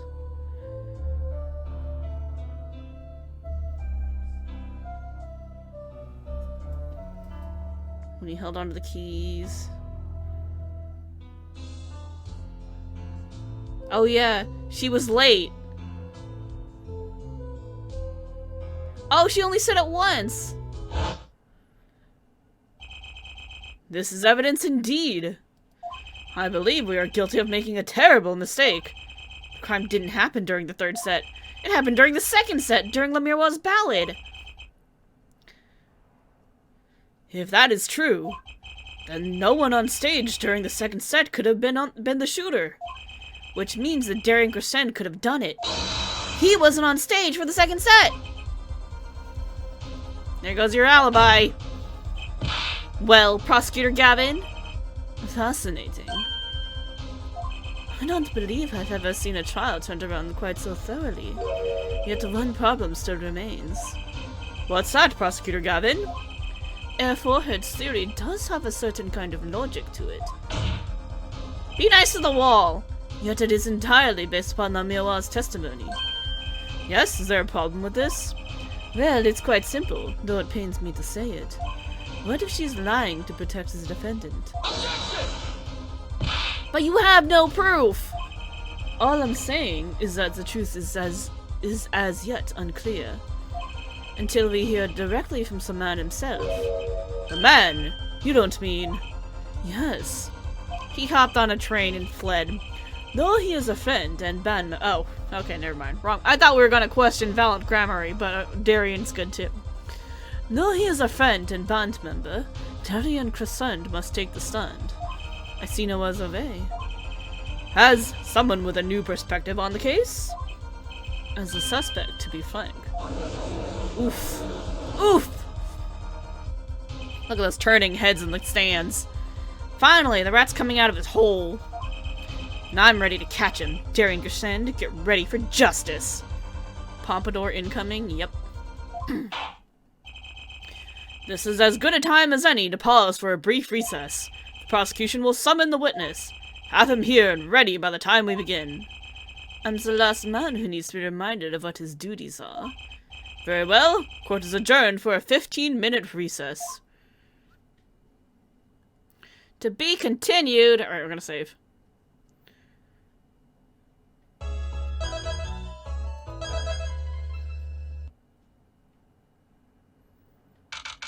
July 10th, 1:40 p.m. District Court, Defendant Lobby, number 2. Actually, before we continue, I'm gonna do a quick bathroom break, so we're gonna play some music for you guys. I will be right back. They're taking a break, so are we.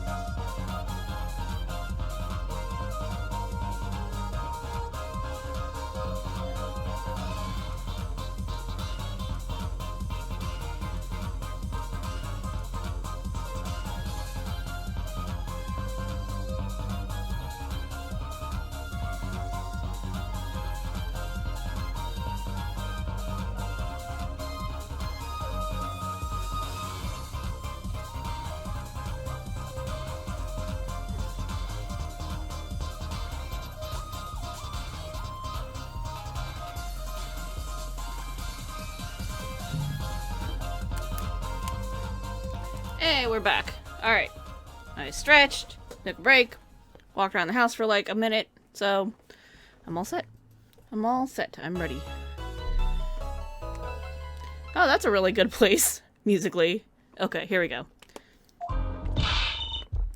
Apollo, I can't believe it! It really happened during the second act?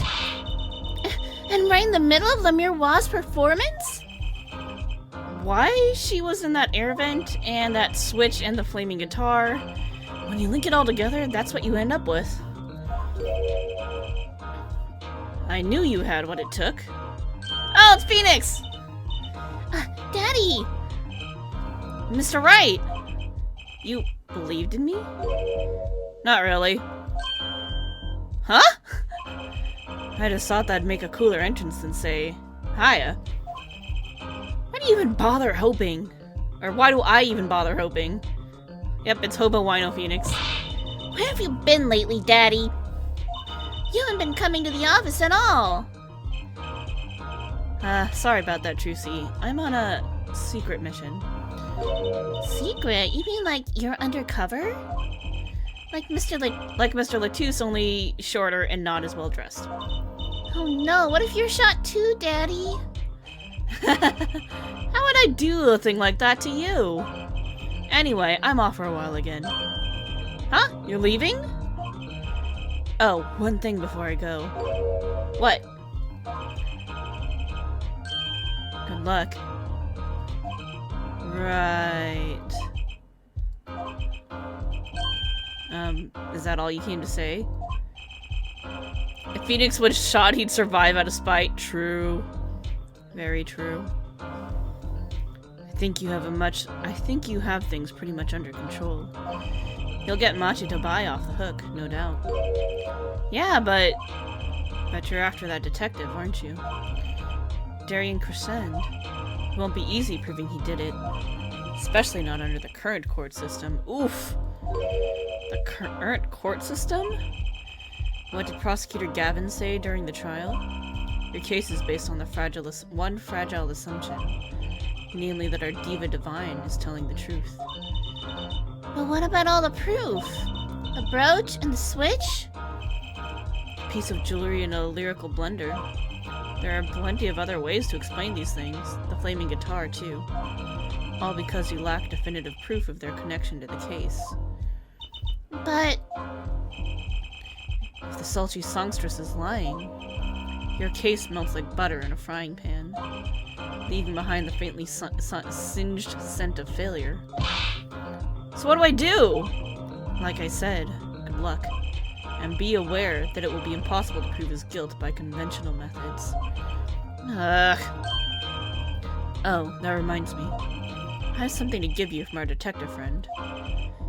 Detective Sky? Emma? Let's see. This bag of snacks was meant for me. Carinto! I love Carinto. Ah, here it is. what are those, Daddy? Yeah, good. What are those? They don't look like very good snacking material. They were found at the scene. Analysis of the fragments revealed traces of gunpowder. Gunpowder? Probably a firecracker or something similar, like the ones kids are into these days.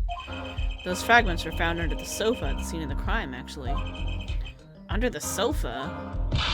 Hey, Apollo, that's where we found that little device thingy. Right, this.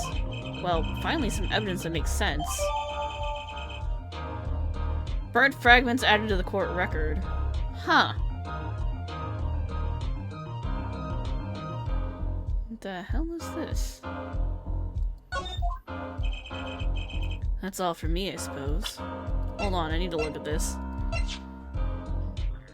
Possibly a firecracker?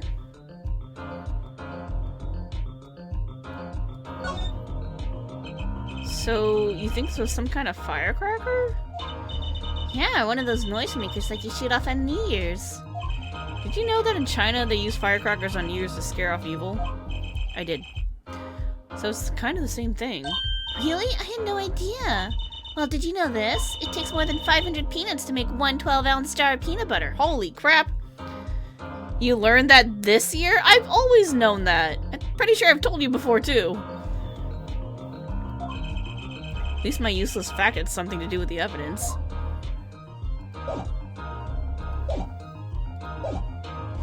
That's all for me, I suppose.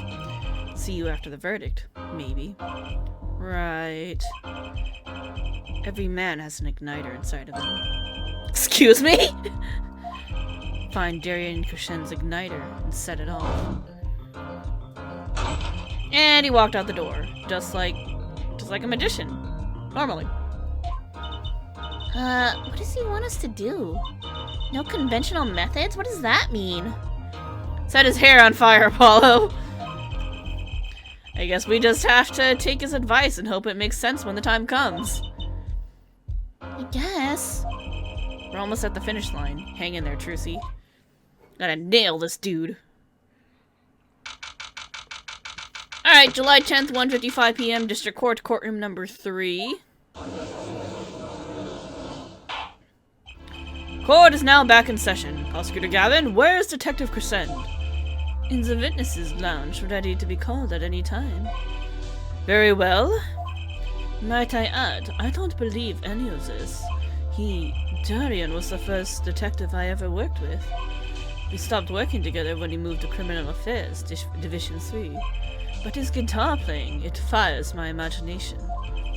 That's nice, but has nothing to do with the matter at hand. Correct? Oh, I know, forehead.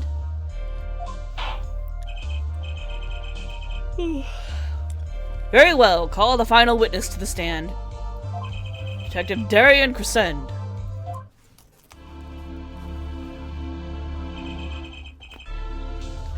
Name and occupation, please. Darian Crescent, Detective Criminal Affairs, Division 3. That's the International Affairs Division, for those of you who didn't know. And I'm a guitarist for the Gaviners. Maybe you've heard of us. Do you fully understand the circumstances under which you stand before us today? Yeah, I understand, Your Honor. What I don't understand is how you let this happen, partner. You gave me your word I wouldn't be standing here. The situation's changed, Darian. Don't call me partner. So much for old friends. See what you're doing, Darian. You're pressing the prosecution. Your Honor, if we could begin the trial... Yes, it's high time we did. Let's hear your testimony. You may begin with your response to Lemiroir's testimony, if in fact you have anything to say about it. Oh, I got plenty to say.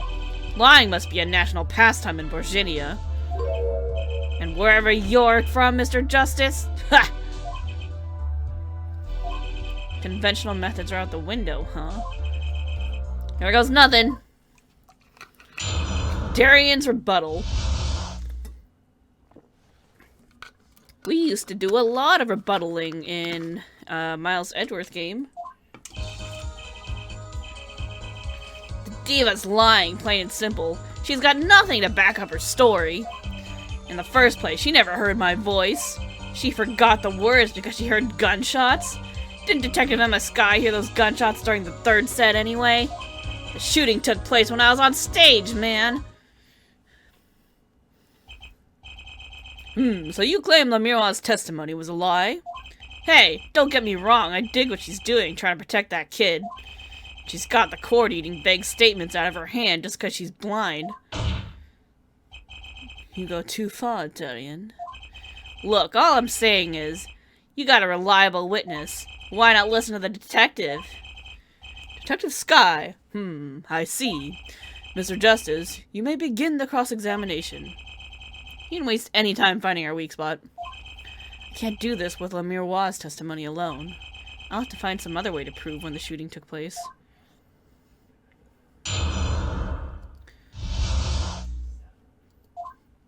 Alright, Diva's lying. Nothing to back up her story.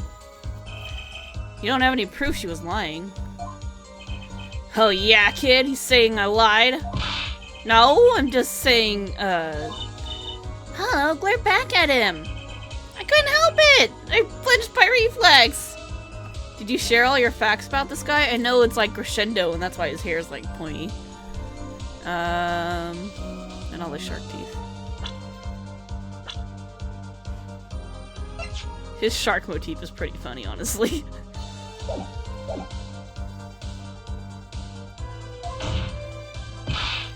Detective Crescent.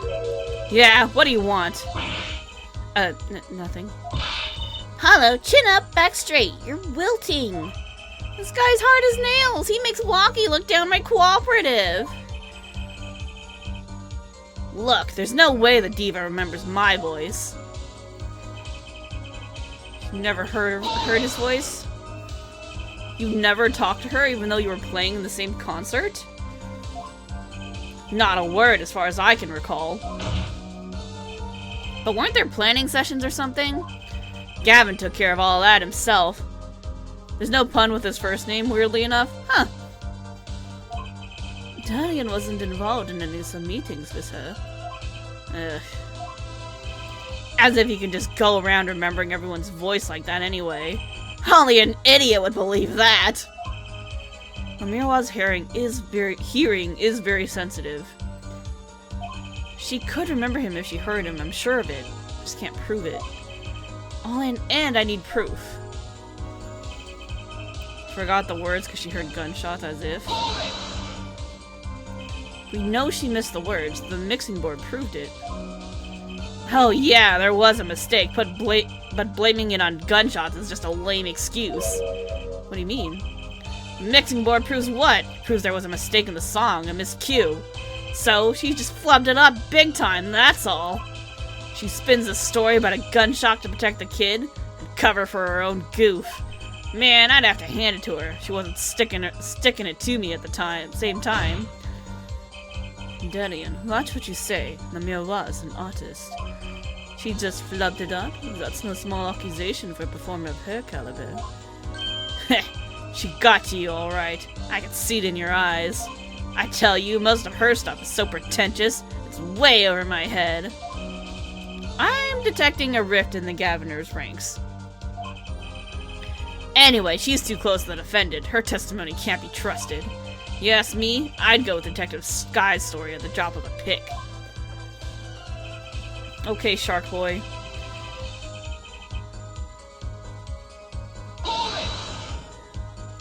Actually, I was there too. Oh, okay, hold on. Before we do that, can I look at this guitar? Ooh, I can.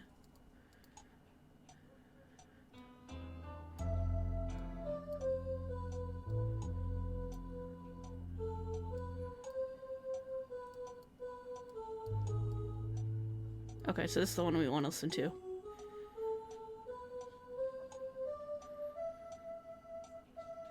I have a hunch that we might be able to hear the gunshot.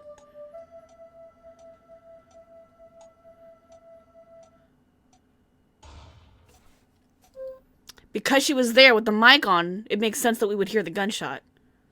And because that was what startled her. Alright. We're gonna hold on to that. Anyway. Actually, I was there too. I was thinking about that during the last thing, but then I didn't want to, like, do it during, like, a present evidence part. I wanted to, like, click it while it's up here. So I hear. Which means you heard them too, right? The gunshots. Yes. We heard gunshots. We heard gunshots. Neither I nor Emma actually saw the shooting, mind you. You remember being terrified by that revelation that you could hear the gunshots in the mixing board? I mean, it makes sense. Mixing board will pick up everything that comes into the feed. And it would be weird to not pick up the gunshot, because gunshots are loud. Heh, I guess you and Le Miroir got the same excuse then. We know one thing for certain here. There were gunshot-like sounds that emanated from that room during the third set. What we must determine is whether those sounds were actually gunshots. Machi heard them too. Remember he said he ran for the air duct when he heard them? So how do we figure out just what those gunshots during the third set were? Shooting took place when he was on stage. That could have been what the shooter wanted us to think. I'll tell you what the shooter, that kid, wants you to think. He wants you to think the diva heard me in that room. I'm back to relying on Le Miroir's testimony. As much as I'm enjoying Sedarian and Forehead show, there's no need for such tempers. Don't make us into some kind of comedy duo. This means that Gavin and Darian show's cancelled. Neither of your claims can be proven or disproved. We could argue for days like this and get nowhere. Prosecutor Gavin is quite right. This court will hear no further discussion on this topic without new facts. New facts, huh? He's pretty eager to paint Le Miroir as a liar, isn't he? Yeah, because her testimony is basically our entire case. This is tough, so what do we do? Got a few ideas. I just need to find another way to prove it didn't happen when he says it did. First place, she never heard his voice.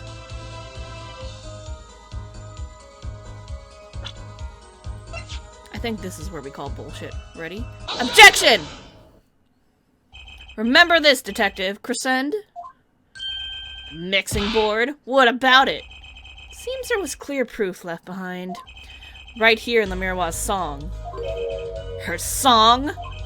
What exactly is this, device thingy? New variety of gramophone, perhaps? Oh my god. Gramophones are really old. Come on, we just used this, and don't get me started on gramophone. Some people ship Clavier and Darian, but you're sticking with Clopalo to the end. You know what? I agree with Clopalo way more than I do with Clavier and Darian.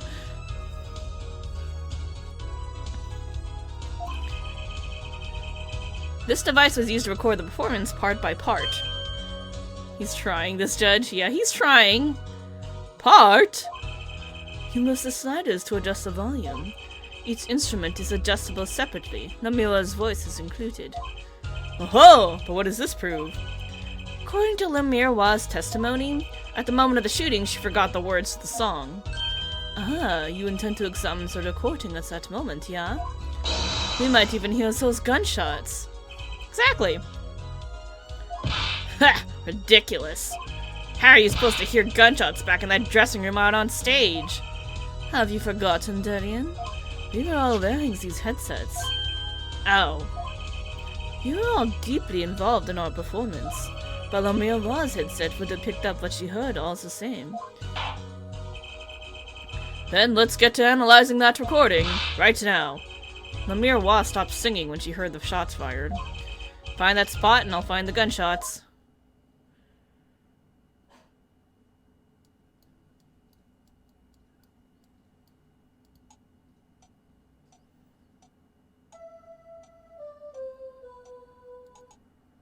Ow. Okay, I guess we gotta get to the end.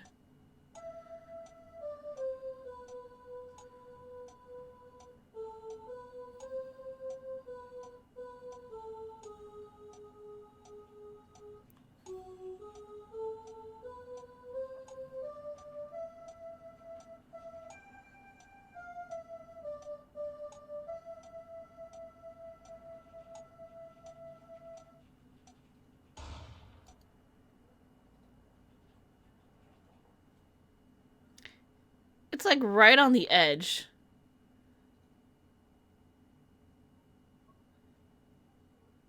Logically, you went this route. So logically, you thought it was part 2, but it comes up in part 1.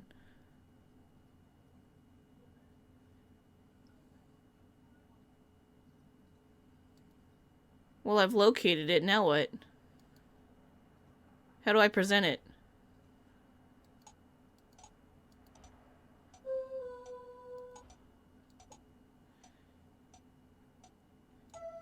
You can't figure out how to work this? Oh, other than the fact that I can't figure out how to present it, I don't know how to work it.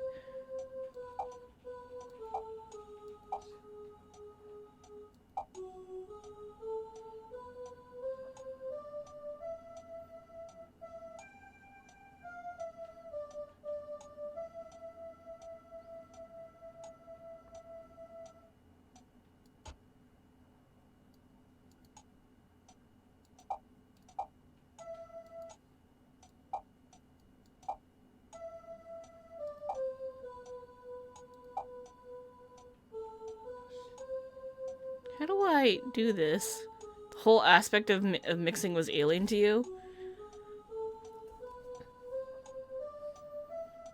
I know a little bit.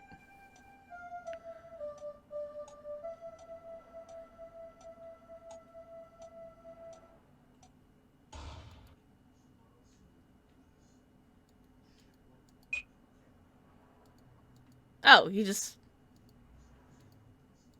select one? That's all I'm doing? Just selecting one? Okay. Your Honor, listen closely to this part.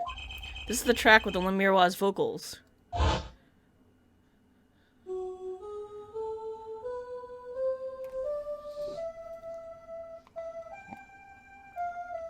When we stole the keys to her heart and held on to so tight.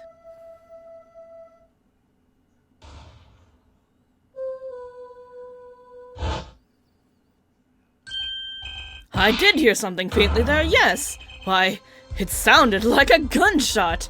No shit. What? This has to be some kind of mistake! Look at that bounce on the pompadour! That was amazing!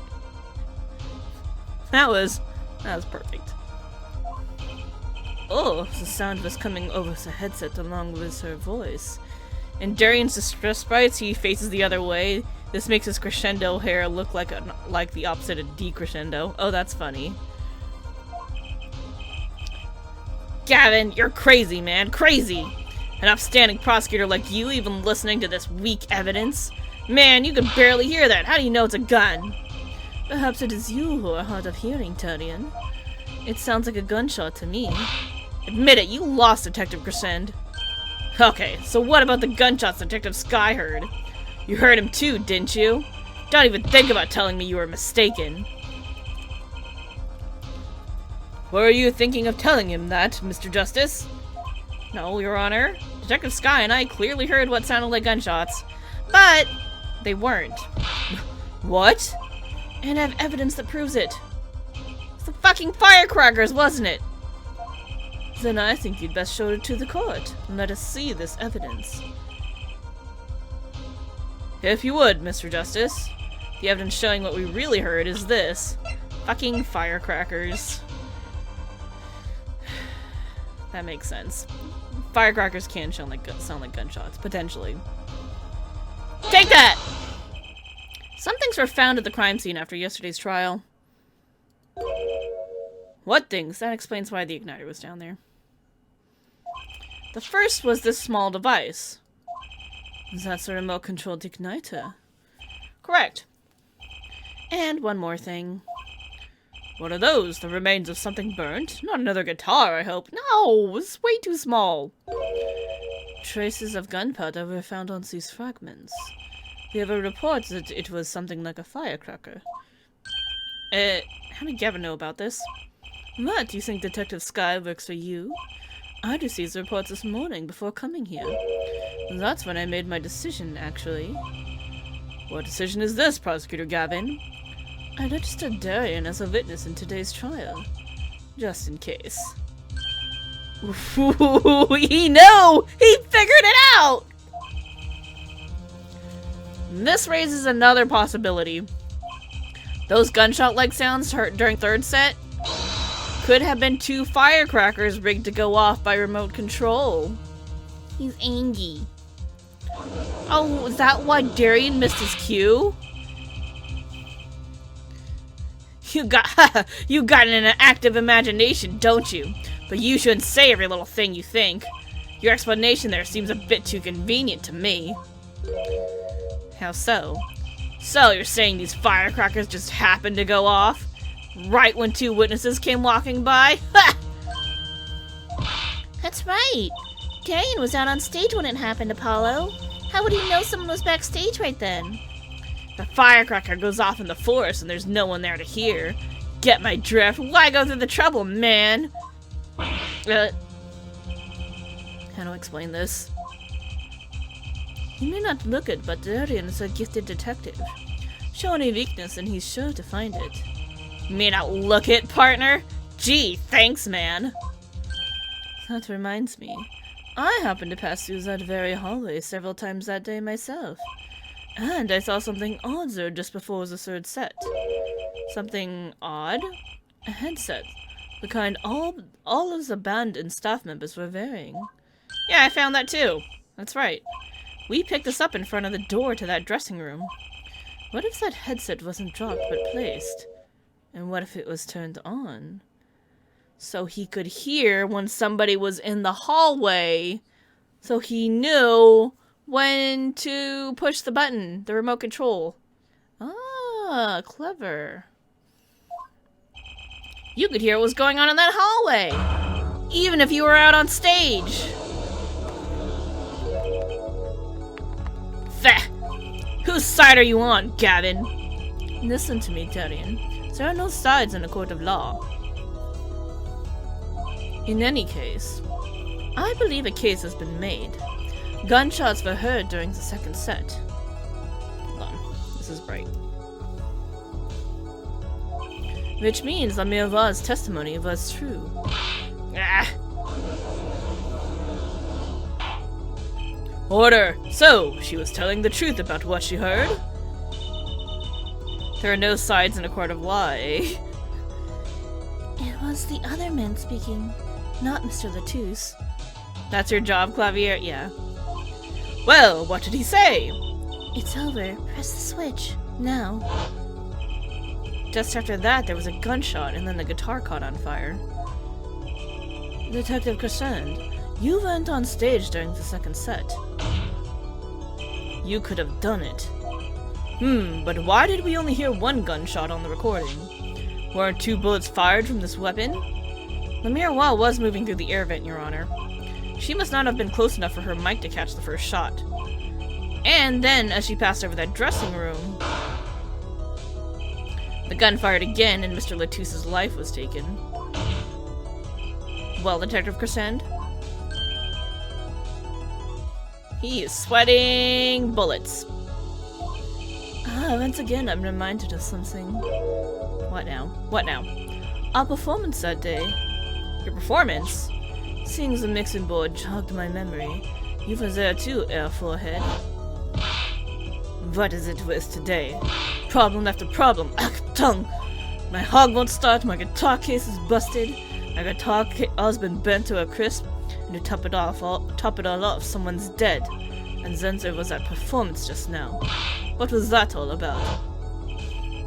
This part is off. Which is that? Second guitar. Ah! It was you, Diane. I thought it strange at the time. How could you miss such a simple cue? I know you. I know how you play. You're better than that.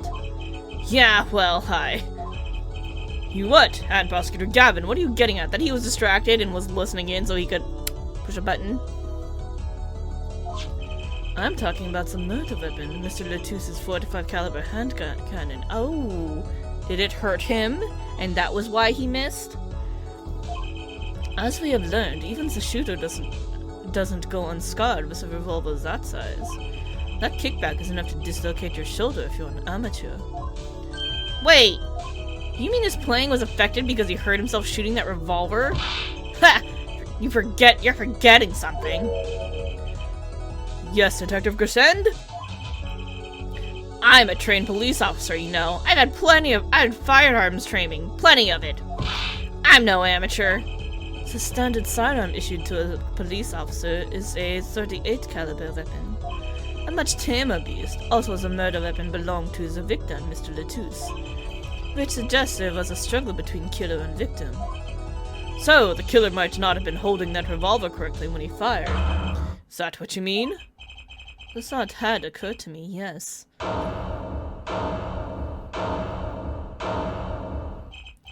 Well, does the witness have anything to say to this?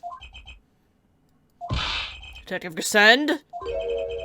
What I want to ask is what Mr. Sleaze rolled up ready for action has to say. Hey, you, attorney! What? Me? Exactly which piece of your evidence is decisive again? Oh, crap. Got a little noise on a tape that could be anything. And you have an alleged guitar cue missed due to a 45 caliber kickback. I weep for this case, Gavin, I really do. You can line up all your weak little pieces of evidence all you want. I didn't shoot that manager, and that's the obvious truth. The witness has a point. The defense's arguments, while persuasive, are not decisive. I believe we should hear what the witness has to say in response to the case so far. Your testimony, please, Detective Grisend. Tell us your reasons why you couldn't have done it. Proof of innocence! Come on, why would I even want to kill that manager? You want a reason? Easy, I got no motive, man. This was that diva's first trip to the country, right? How could I possibly know her manager? If I didn't know him, why would I want to kill him? A simple reason indeed. Prosecutor Gavin, is it the case that Mr. Letus had not been to our country before? According to our records, yes, not even once. I see. Very well. But he's in international affairs for his, as a detective, so he could still work with, like, Interpol, you know? Remotely, even. Mr. Justice, you may begin the cross-examination. Great, now I need to find a motive. Maybe he's the smuggler, and then he caught on to Letus because they were supposed to be working together to catch the smuggler. And then he's like, oh shit, but it's me. Maybe. I don't know, we'll see. We'll see what happens. Why would he want to kill that manager? I don't know, you tell me! Her manager, sure, but Mr. Letus was... Oh, right, sorry, an Interpol agent, wasn't he? I just have trouble picturing that big lunk as an undercover cop, you dig? Not a very good one, seeing as how he got wasted. Oh my god, look at it bounce! Look at that hair jiggle physics right there. That is amazing. Look at that. Just bask in the glory of his hair.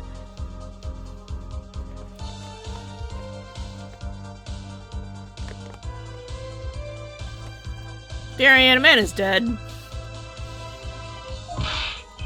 That's cold, dog! Put it away? Yeah. Not that it matters either way. See, I had no reason to kill that man, whatever he was. No motive, he says? But that's the same for Machi. No motive was proven for him. Come on, he traveled around the world with that old fart. He had plenty of time to come up with a motive of his own. More than I sure did. I mean, think about it. This is our first trip to the country. Darian, you're a detective with international affairs?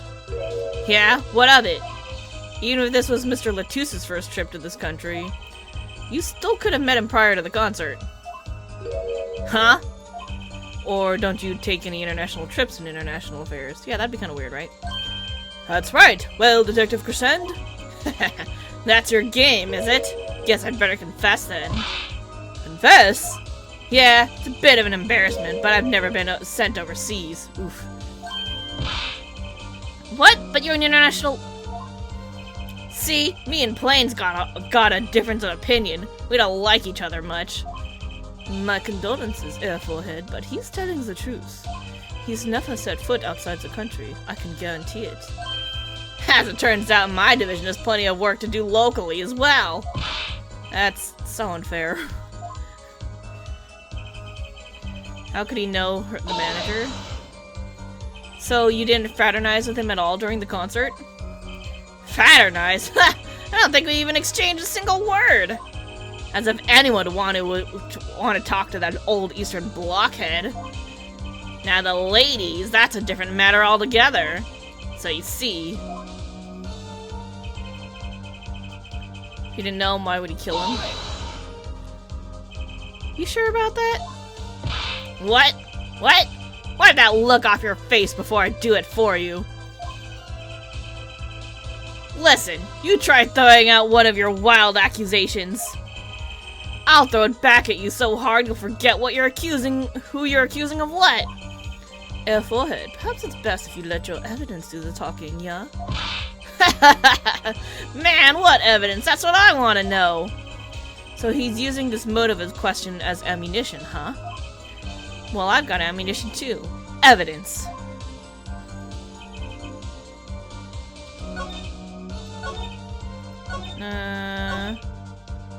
You didn't know him, why would you kill him? Oh shit, sorry. I think that was the one I should look at. You didn't know him, why would you want to kill him? Because he was investigating something.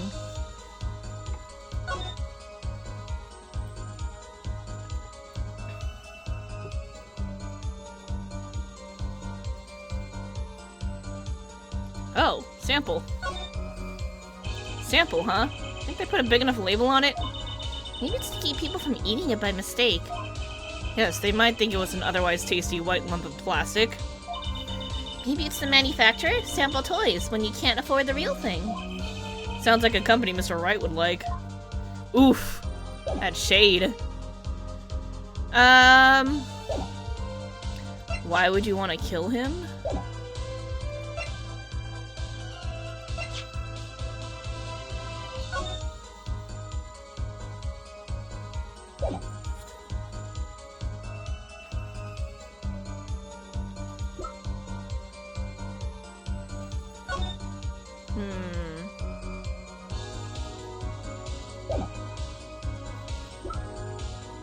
Is it because of the cocoon? Hold up, let's save.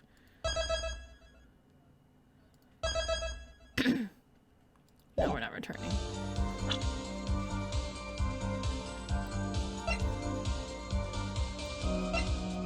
Maybe because he's investigating cocoons? Alright, let's take a guess first. Oh, that was it! Nice! Objection! Your Honor, take a look at this. What's that? Looks like candy. It's not.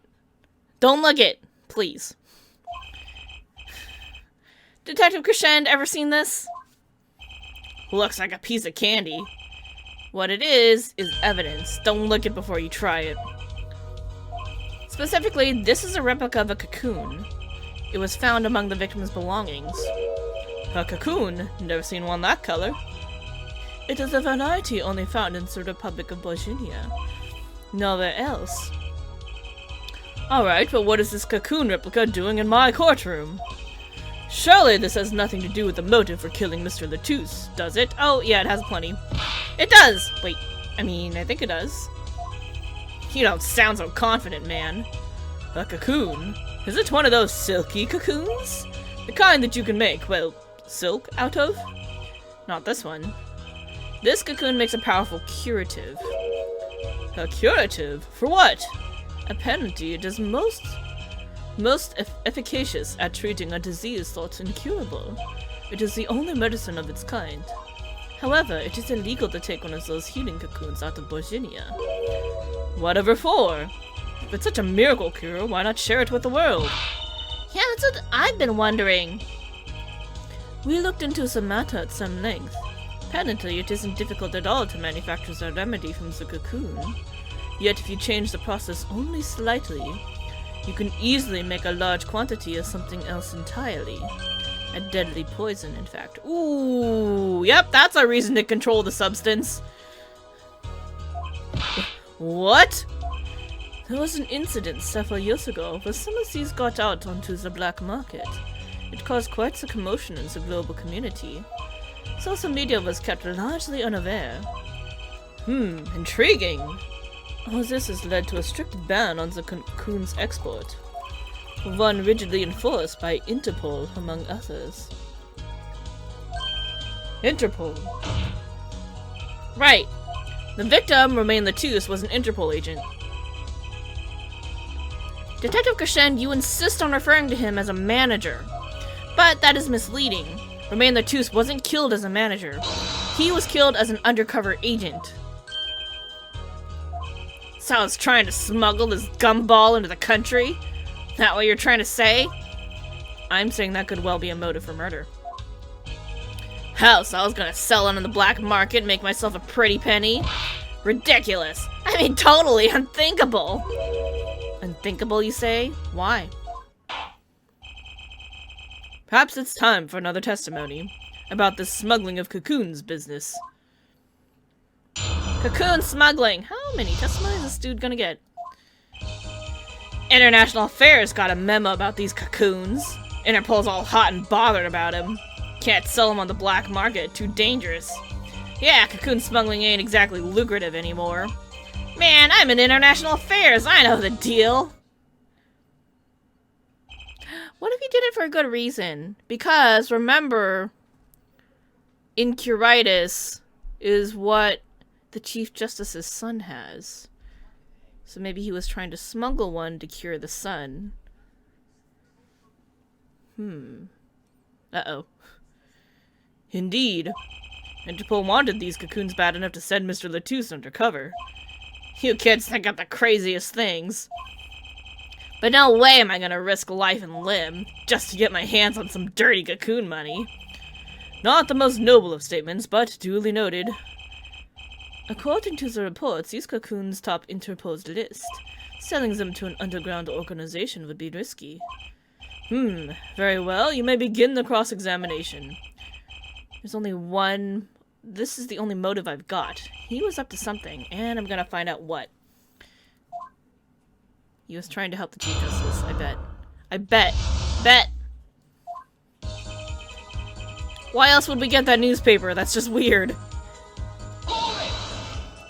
Alright, memo on the cocoons. That memo, that's how you knew about the cocoons. Oh, nice one, nice one. I'm running scared now. You had to know about the cocoons to plan this. Just how well known are these cocoons? I'm embarrassed to admit it, but I'd never heard of them. Well, the Miroir knew about them, though not their use. My reports indicate that there are ongoing efforts to control information about the cocoons. Most people only know they're illegal to export, that's all. Then, I've nothing to be embarrassed about after all. You could say people like me who know about them are a minority, yeah.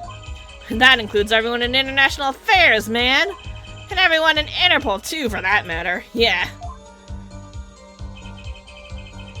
Interpol's all hot and bothered.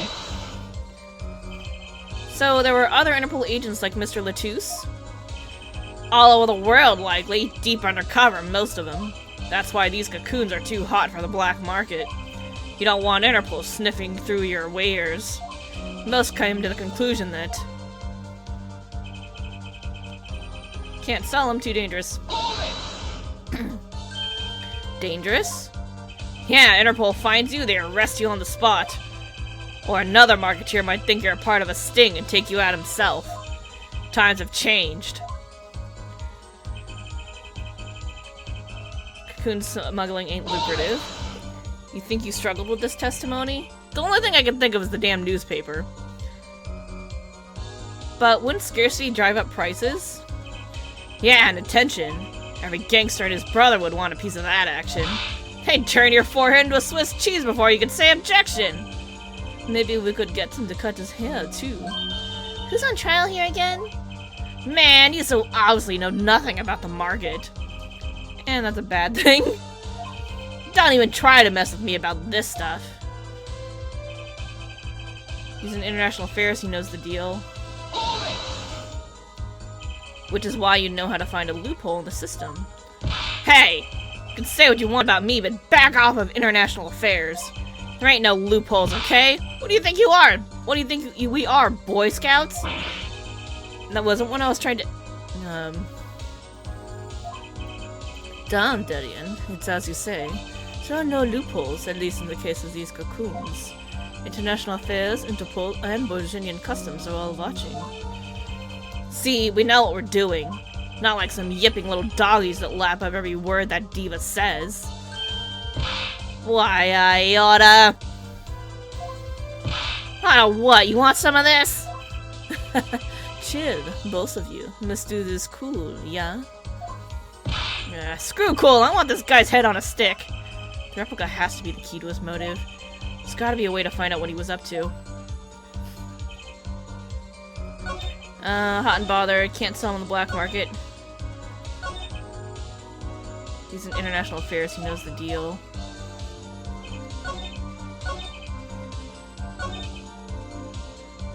Cocoon smuggling's not lucrative. I don't know which statement to present it at is the thing. Alright, first we save. Okay. So he knows the deal because he's in international affairs.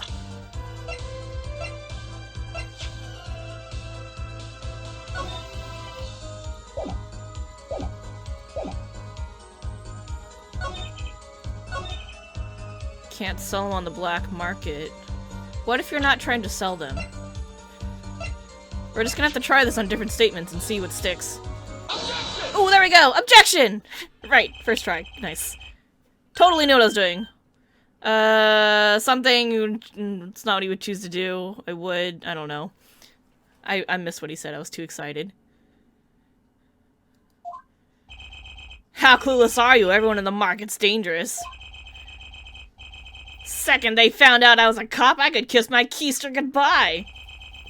Why sell to a black market buyer? How about someone like this? That article! That's about the Chief Justice's... A deadly poison can be extracted from the cocoon, but so can a cure. And not a cure for just any disease. A cure for incuritis. Incuritis? I've heard of that somewhere. You went to visit a victim of the disease this morning. Aha! Why, that's the disease the Chief Justice's son has. You're insane. Our witness is a detective. He would have contact with the Chief Justice.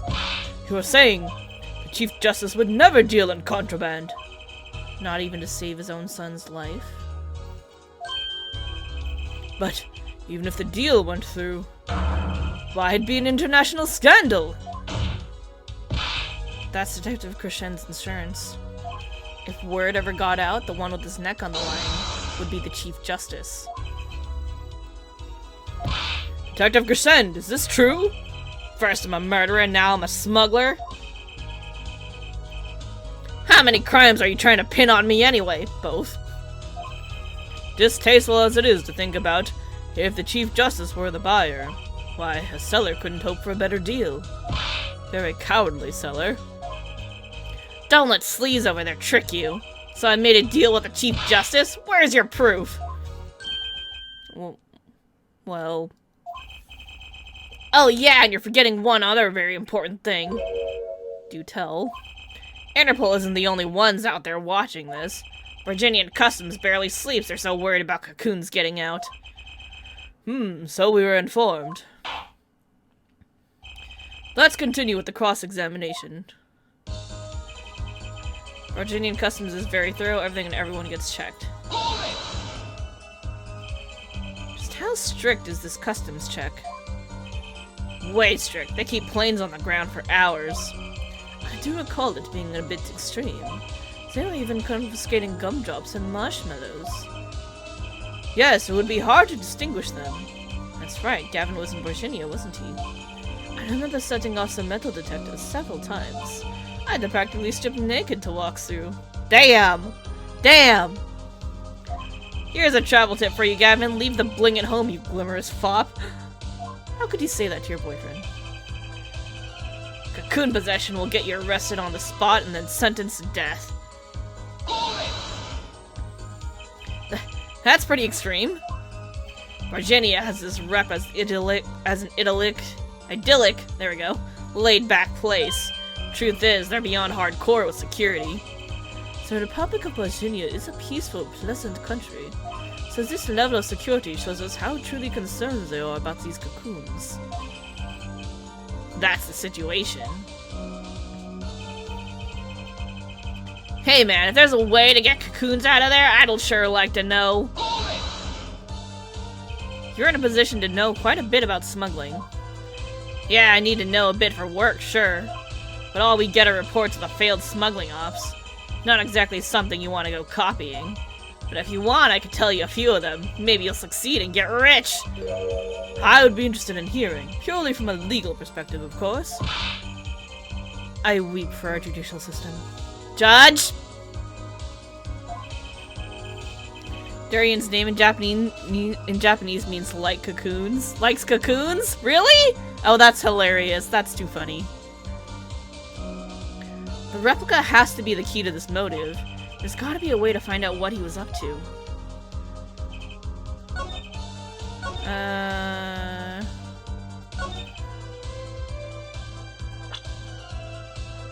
Okay, how could they have smuggled it?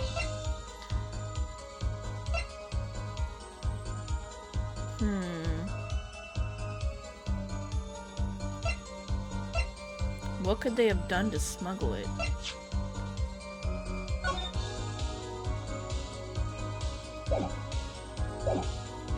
Cocoon possession will get you arrested on the spot and then sentenced to death. If there's a way to get cocoons out of there, he'd like to know.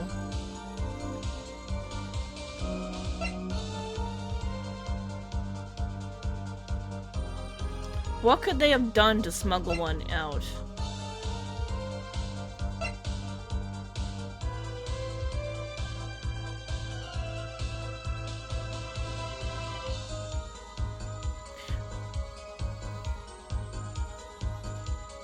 This is gonna sound really stupid, but stay with me.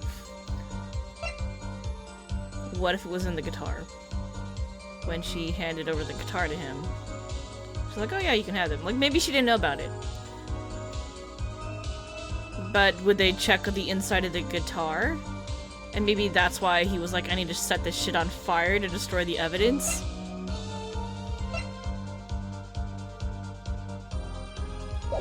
This is gonna be really stupid. I'm gonna try it because I don't have any other ideas.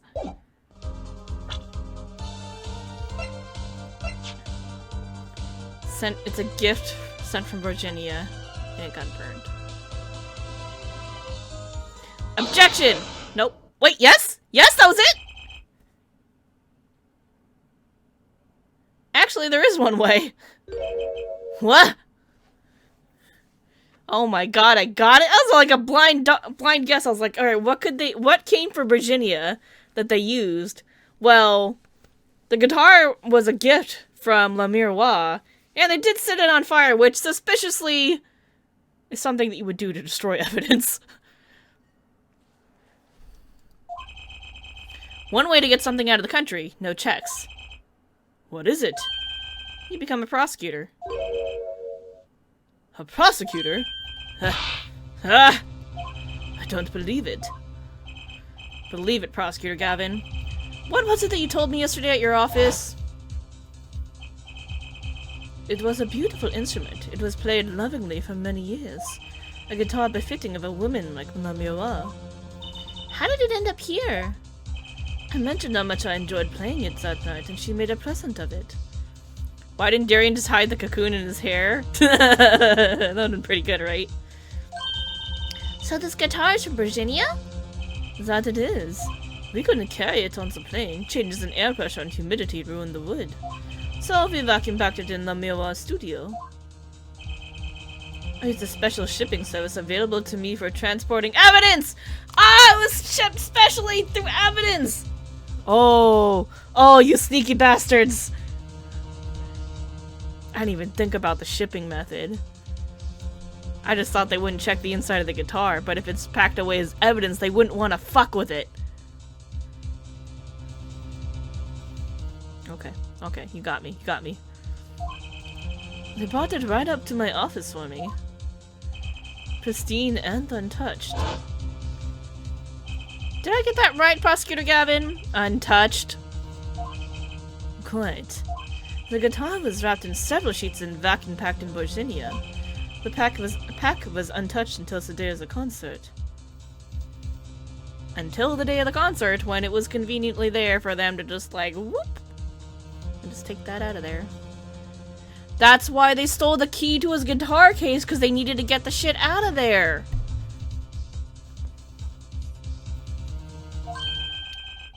You sings that guitar was. With cocoons this small, it would have been very easy to use your guitar as a mule to smuggle a cocoon out of Virginia. What? Which reminds me, Prosecutor Gavin, that guitar had some work done in it recently, right? Work? Good memory, Air Forehead. Well, you know how guitars have a round hole in the front. It is called the sound hole. Well, they found something attached to the wood just inside the hole. A broken device of some sort. A broken device? Yes, this in fact. An igniter! Exactly. Consider this, if you will. What if that igniter wasn't the only thing that was attached inside your guitar? You mean... He means this, of course. There was a way to get a cocoon out of the country.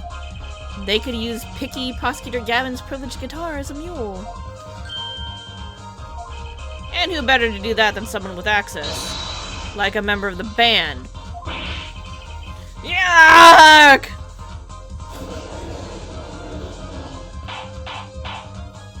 Order! Order! Order! So the igniter was placed in there for a clear reason, it seems. It was all a safety precaution. A precaution? Ah, Air Forehead. At last it all comes together. Every strange thing that happened that day. Care to review? Maestro, the gentle sounds of the Miroir's ballad, if you will.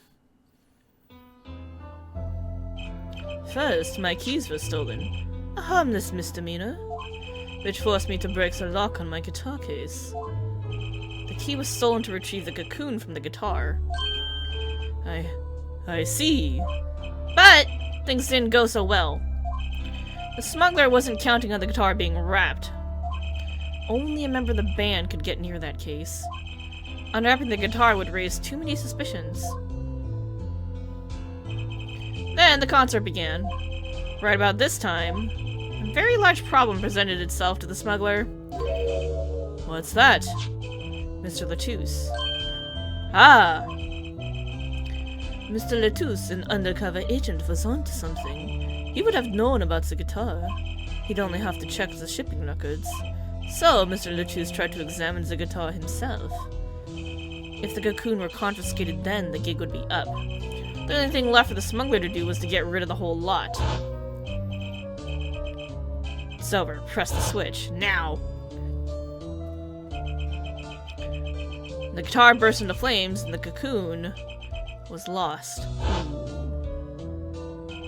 And then... Mr. Latouche died. With the Miroir there to witness it. There's your case.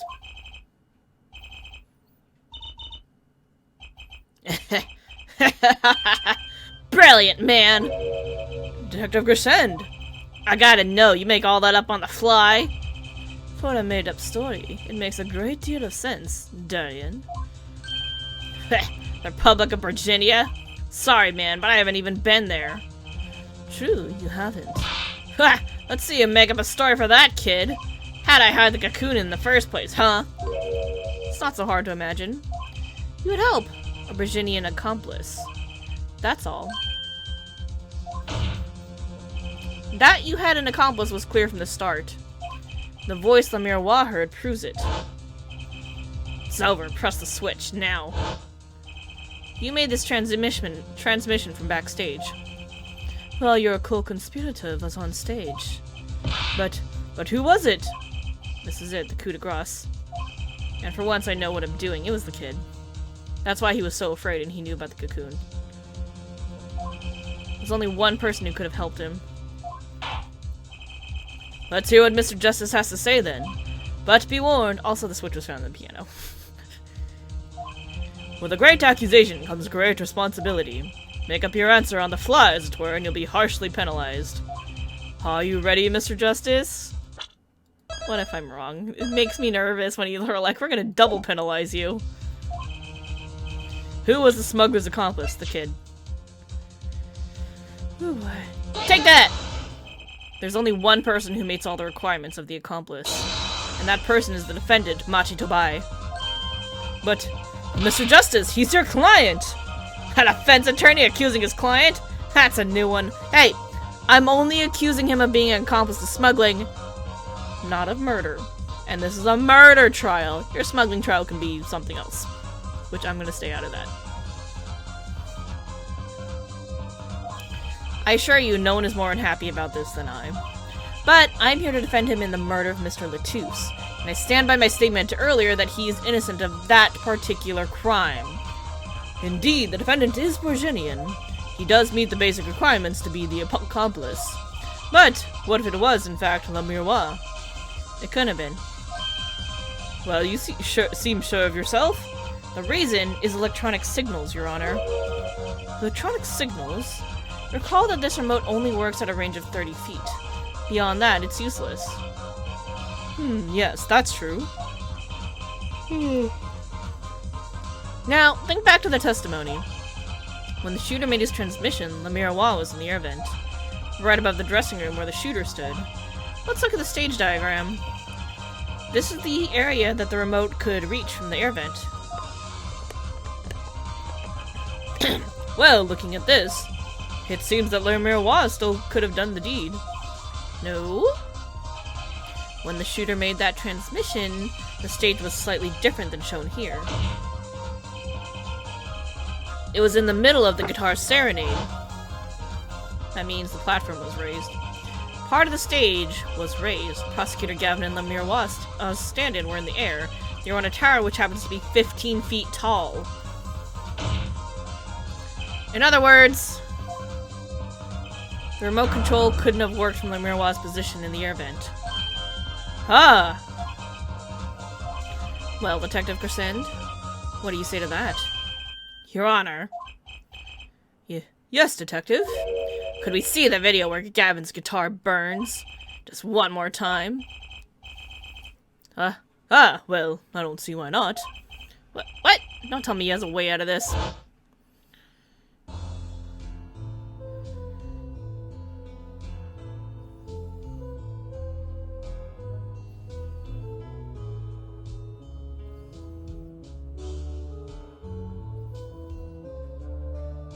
There's a flash there, right?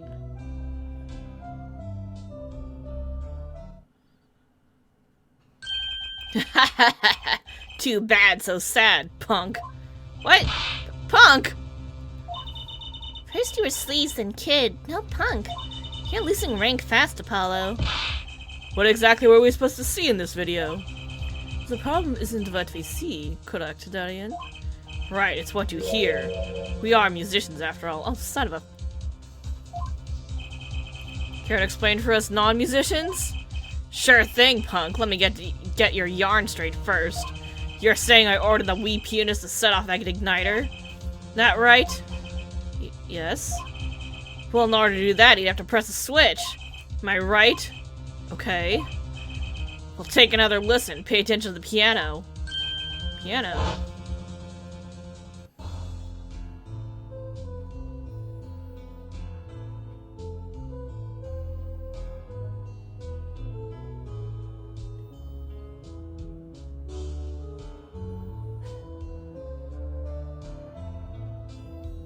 I like how we saw the fire there this time. What seems to be the problem there? Piano sounds just fine. That's the problem, is that the piano was fine. When did he have time to hit the switch? And that's the problem, man. Still don't get it. Ah.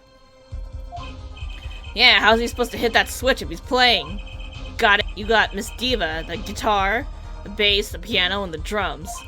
The only one with her hands free was the diva. What? But according to you, she couldn't have been the accomplice, could she? Ugh.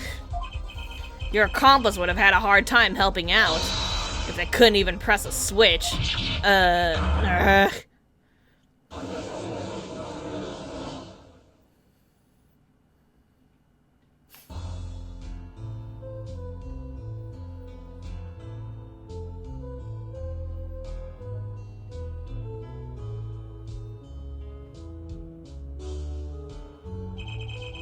Piano plays non-stop.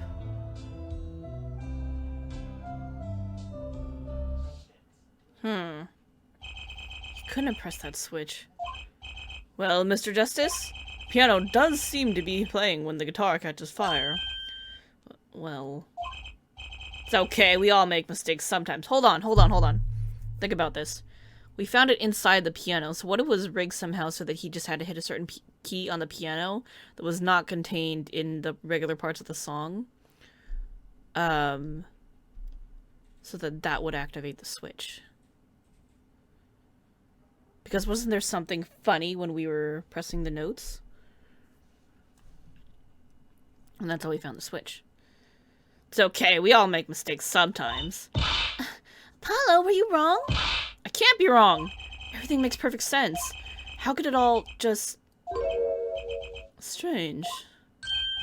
What's strange? No, it's just... Something's odd about the performance there. Wrong note! Wrong note! Odd? Mr. Justice, if Machi Tabai didn't press that switch, then he could not be the accomplice you claim he is. But everything points to it. Every fact says he's the accomplice.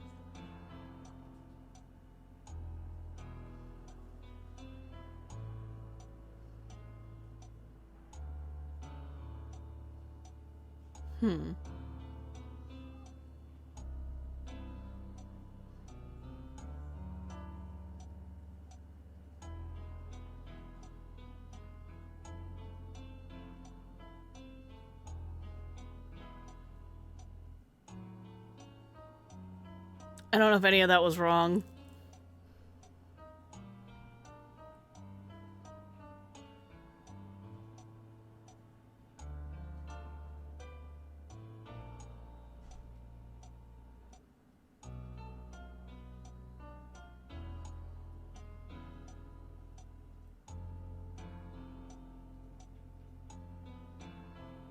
I don't know.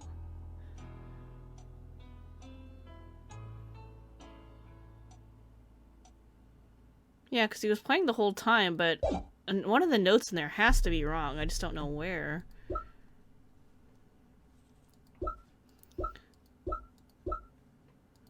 Hold on.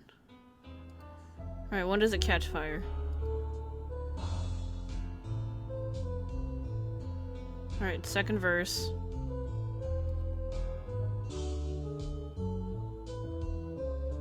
Wraps itself around me. That's the part where it catches fire. So which verse is that? Yeah, that's during second verse. Okay. Alright, well, I don't know. You got the facts wrong, man.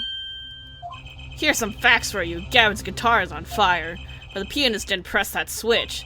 In other words, your story is full of holes. Mr. Justice, let's hear your final opinion on this matter now. Was the defendant Machi Dabai the accomplice? Your answer will reflect on everything you've said here. Give it some thought. Hell, if Machi's not the accomplice, then our whole case is ruined. I know that. It has to be him. He was the only one who could have helped with the smuggler. He had to have pressed that switch. He better find a way to prove it. Ugh. What do I do? What do I do? There has to be something that doesn't fit. Something odd. Something odd? Wait a second. What? You thought of something? What was Gavin saying just now? Strange. What's strange? No, it's just... something's odd about the performance there. It's not much to go on, but it's all I've got.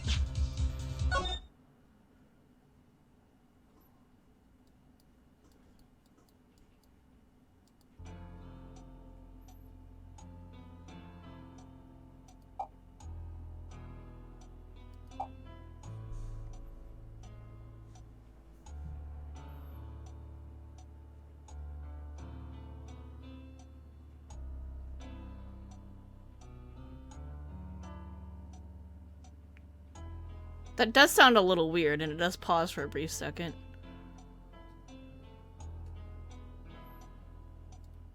Okay. Well, anyway. What exactly did he hear that was odd? Have you come up with something, Mr. Justice? May I remind you that everything rests on this. Can you prove that Machi Dabai pressed that switch? Let's hear your final answer. Can you prove that Machi Dabai pressed that switch? Found on the stage. We found it inside the piano, though. Oh boy, we save. You didn't know this trial was so long? It is pretty damn long. I don't know if you can call this proof per se, but I can prove it was possible. Then as prosecutor, it falls to me to ask you to show us evidence supporting this. Air forehead, you're sure about this? Ha! Accept it, there's no evidence, man. Let's see your evidence, Mr. Justice. On what do you base the claim that the defendant pressed the switch? Can I say the fact that I found this in the piano?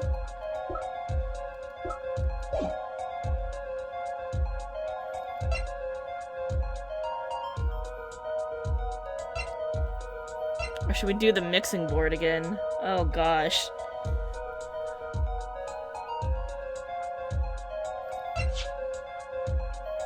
Well, let's try the mixing board. The basis for my claim is music, Your Honor. Music? What about music? Let's listen to the piano part all around the time when the switch was to be pressed, right before the guitar burst into flame.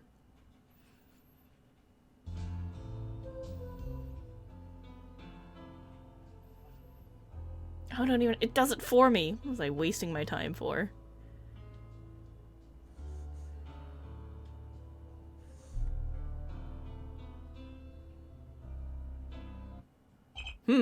I hear a piano being played, but doesn't it sound kind of simple? Simple? Ah, I think I know what he's suggesting.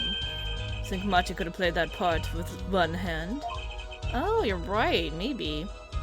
One hand? He only needed one hand to press that switch. He could play the piano with the other. Ha!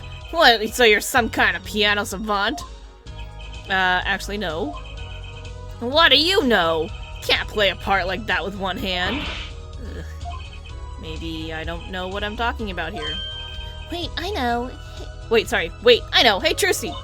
Yeah? You got something? Mr. Wright, your father, he's a pianist. Could he... Oh, Daddy? He couldn't play a part like that even if he had 3 hands. So sorry. So sad for you. No, not really. Oh shit, the camera crashed. Alright, hold up.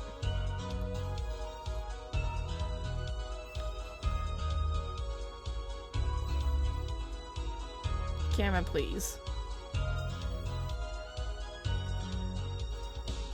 We're good? We're good. Alright, cool. There we go. Huh?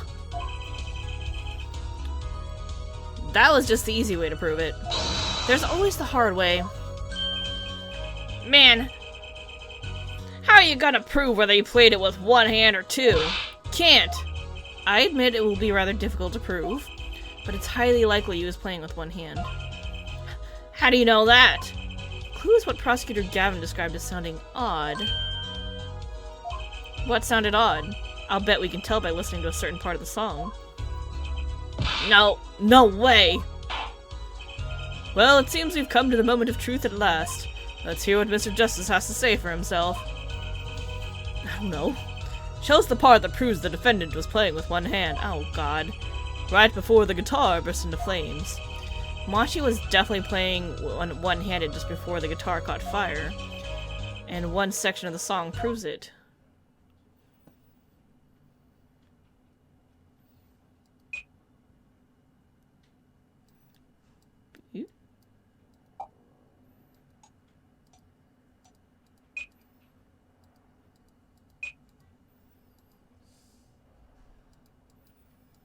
What?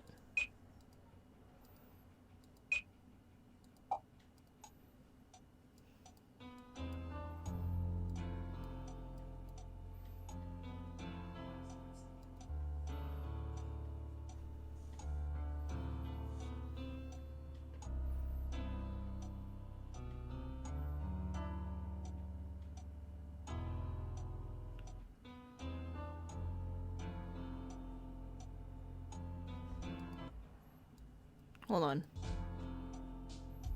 That's drums.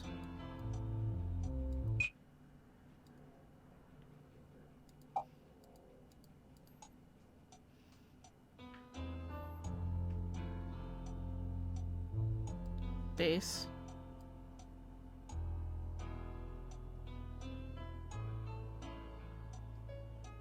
What is this one? It must be the guitar that's not plugged in.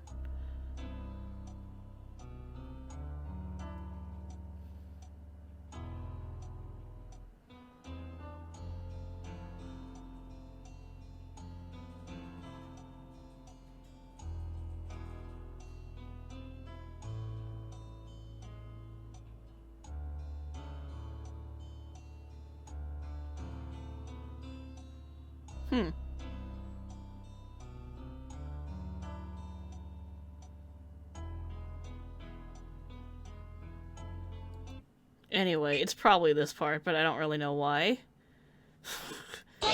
Let's just try it. That's the section? I'm afraid I don't hear it. Ah, crap. What's your opinion as an artist, Prosecutor Gavin? It's a beautiful song, and the lyrics are outstanding. I'll take that to mean there isn't a problem with this section at all. Wait, so what was the odd thing about what Gavin heard? The switch was pressed in that first half of the second verse, right? Now I just need to find a place to compare to that. Your Honor, if you'll give me one more chance, I think I can find it. Suppose we don't have a choice. Very well. Claim the defendant was playing with one hand when the switch was pressed.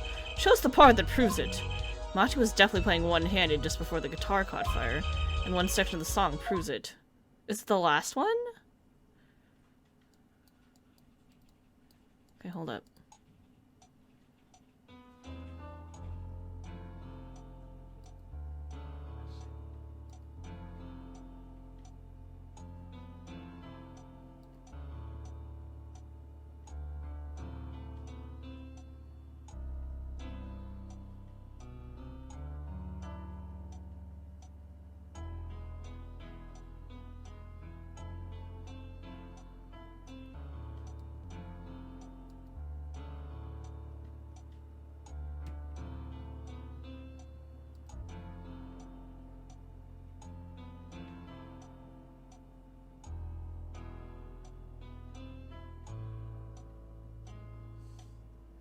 You really should be going now, but you loved ending this case so much. I hope we're almost done.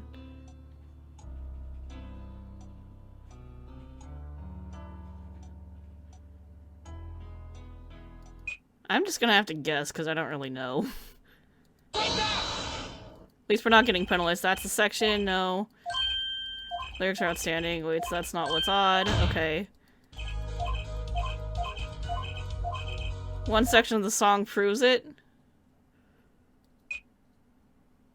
Alright, we'll try the last one. And if it's not the last one, then it's the first one. Alright, it's the first one. Okay, cool.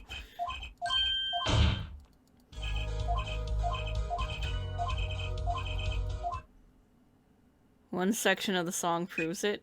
There's only 4 sections, so, you know. Bound to get it right eventually. Prosecutor Gavin, I'm sure you've realized by now just what it was that sounded odd to you. As I'm sure you've realized it yourself, Air Forehead. Realized what? I'll demonstrate. Let's listen to the part in question again, shall we? Pay particular attention to the "but a fleeting melody" phrase.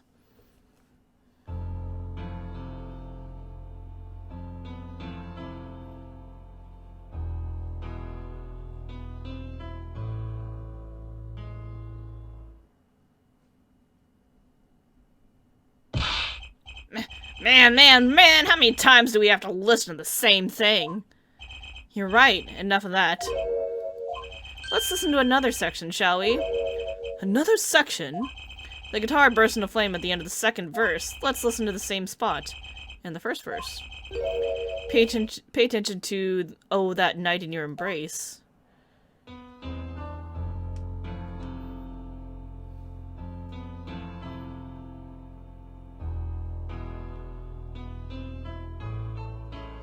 Oh, it's way more complex, yeah. Ah! Play verse 2 again!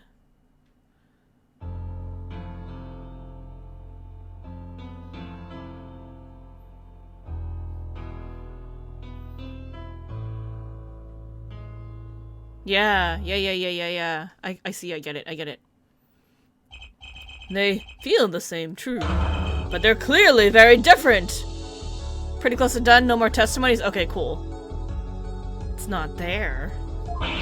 What? Well put, Your Honor. The phrase in verse 2 is quite simple, but the same phrase in verse 1 is high and low notes. You'd have to use 2 hands to play that for sure. Ah. What's that to prove? I would think you'd know that by now. This is why I hate dealing with amateurs, man. So the 2 verses are different arrangements. Happens all the time. Not this time, Darian. There's no point in changing an arrangement if you can't hear it clearly. And that wasn't the point. I had him play specifically so that piano would stay in the background. Oh.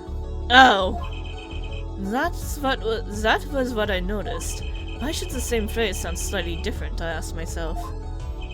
Now, ask yourselves why Machi changed how he played, and there's only one answer. He needed a free hand in order to press the switch! Boing!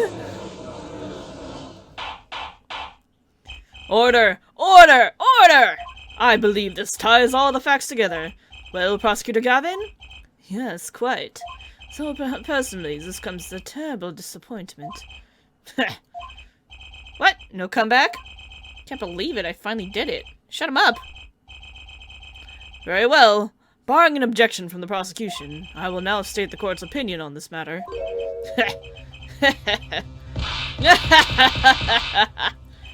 Good show, Sleeves. No, great show. It's not over. We're back up to Sleeves. I don't like it when he looks so happy. You tell him, Gavin. Tell him what's so disappointing. Personally, I'm terribly disappointed in you, Air Forehead. Huh? Me! Yes, don't get me wrong, your case is solid.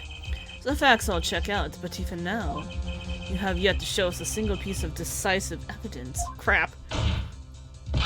Yeah, but the facts, anyone can see it was him. Unfortunately, anyone does not include the law. I'm afraid your case doesn't cut it. But... 1,000 facts might point toward the same conclusion, but without decisive evidence, it's not proof. That's the rule under our current legal system.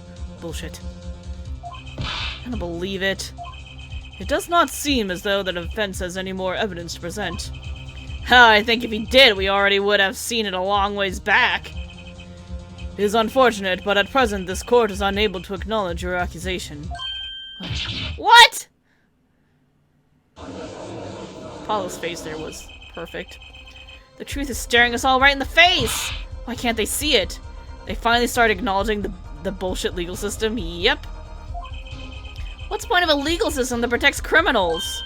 Apollo, remember what Daddy said? Won't be easy proving he did it. Especially not under the current court system. So what would I do? Like I said, good luck. And be aware that it will be impossible to prove his guilt by conventional methods. Ugh. Every man has an igniter inside him. Find Darian Crescen's igniter and set it off. I wonder what he meant by every man's igniter. Outside the box time? Oh god. I think he just meant a weak spot, no? The kind of thing that a single spark could turn into a wildfire of emotion. I won't be able to press him further by conventional means. I've gotta find a weak spot in this guy. Something fatal. So, can I get back to work now, or what? It may look like I got a lot of time on my hands, but I got no more time to play pretend with this deadweight attorney. Well, Mr. Justice? We've come this far without decisive evidence. This witness won't be coming back to the stand once we let him go. Every man has an igniter. Huh? Didn't you say the better the guitar, the brighter it burns, Prosecutor Gavin? Ah, yes, good guitars are kept dry, is why. That provides the best sound.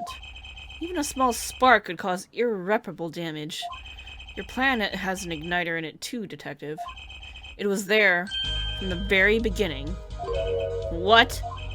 Fighting time, Justice. If you blow this one, he'll be out of your hands for good. Go for it, Apollo. What, and this igniter's supposed to come burn me up? That's almost poetic there, Mr. Attorney. Also better, I'm so fond of poetry. And I intend to hear this one through to the very end. Air Forehead, you are accusing this man, Darian Crescent, of 2 crimes. The murder of Mr. Latouche and the smuggling of a Bourguignon cocoon. This is your last chance to prove your case. This trial has already run on for far too long, agreed. Mr. Justice, this will be my last warning. The moment this igniter of yours turns out to be a dud is the moment this cross-examination ends. Oh shit. That's the cue to save. Understood? Yes, Your Honor. Then let's have it. Show us the basis for these accusations against Darian Crescent. Okay, this is really my last chance.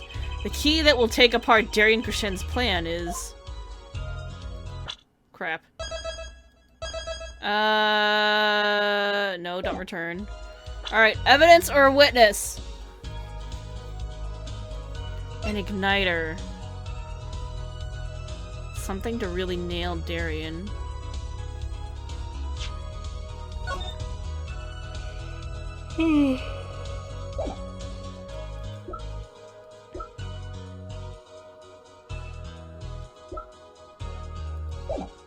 Alright, what haven't we used yet?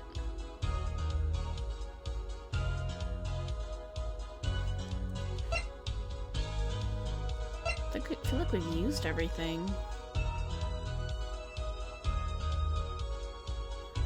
And then this was being held onto by the Latouche.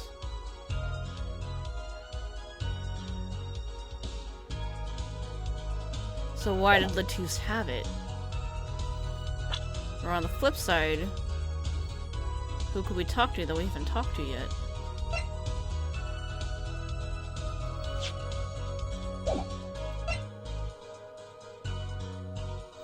Oh man.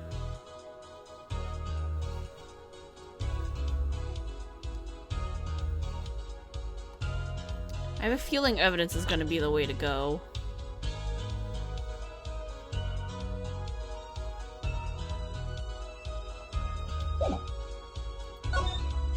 Defense is prepared to show the court evidence. Ha! Be my guest.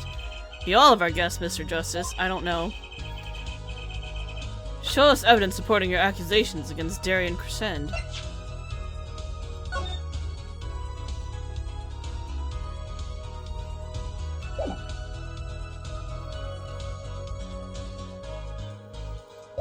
The only thing I can think of that we haven't used is the keys.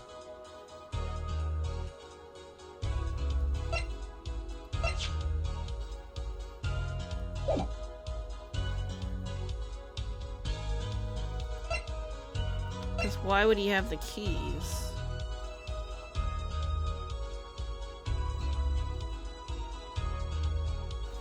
Oh man. They're gonna like fucking end me though.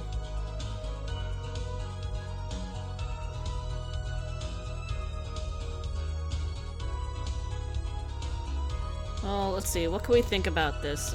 So, why did Latouche have the keys? Because he did know about the guitar, so he probably wanted to get into the guitar.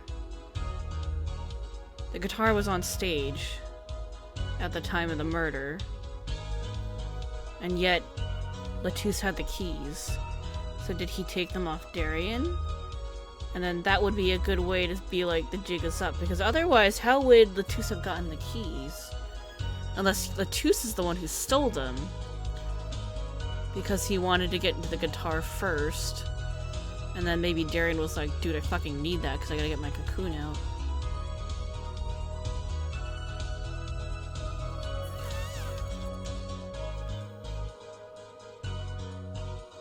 Let's try this. This is your igniter. So exactly how am I supposed to react to that? He's not flustered at all. I picked a dud. I'm afraid your poetic tale ended up to be a mere fantasy. Reality bites, Mr. Justice. Penalty. Ow, ow, ow. Suppose we should let you try once more. Show us the basis for your accusations against Darien Crescend. Alright.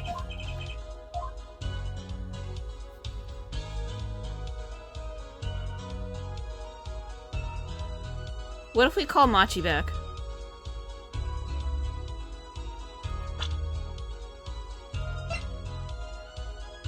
That kid's scared, though.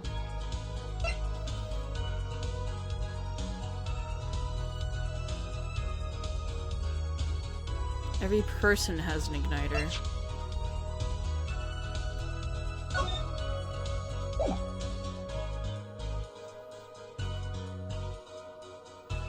Machi does work considering. I'm gonna be really mad if it's like literally the fucking igniter. Let's try calling Machi first. Your igniter isn't a piece of evidence. Ha! So what is? It's true that I couldn't show decisive evidence, but perhaps what I needed to prove my case was something else. You mean a witness? Proving his guilt is a tall order, but I've got just the person to do it. Very well, Mr. Justice. Who is this person who can prove Darien Crescend's guilt? The accomplice. The one person who can prove Darien Crescend's guilt is the defendant, Machi Tobai. Your client? Again? Yeah, because he's the conspirator and he can confirm or deny. Machi Tobai was an accomplice to the cocoon smuggling plot. Without him, Darien Crescend could not have gotten the cocoon. Furthermore, he can easily prove that the one who plotted to smuggle that cocoon is the real criminal in this case. How so? It's the exciting music, I'm excited. It would require just one of the very cocoons Mr. Latouche was looking for. With the cooperation of the Republic of Virginia, we could burn a cocoon. The burnt cocoon would leave a particular residue. A residue we would, no doubt, also find inside the burnt-out guitar. Aha! Very scientific of you. Best breakdown in the game? Ooh. Thus, if Machi Tobai acknowledges his agreement with Darien Crescend concerning the attempted smuggling of a Virginian cocoon, the case is solved.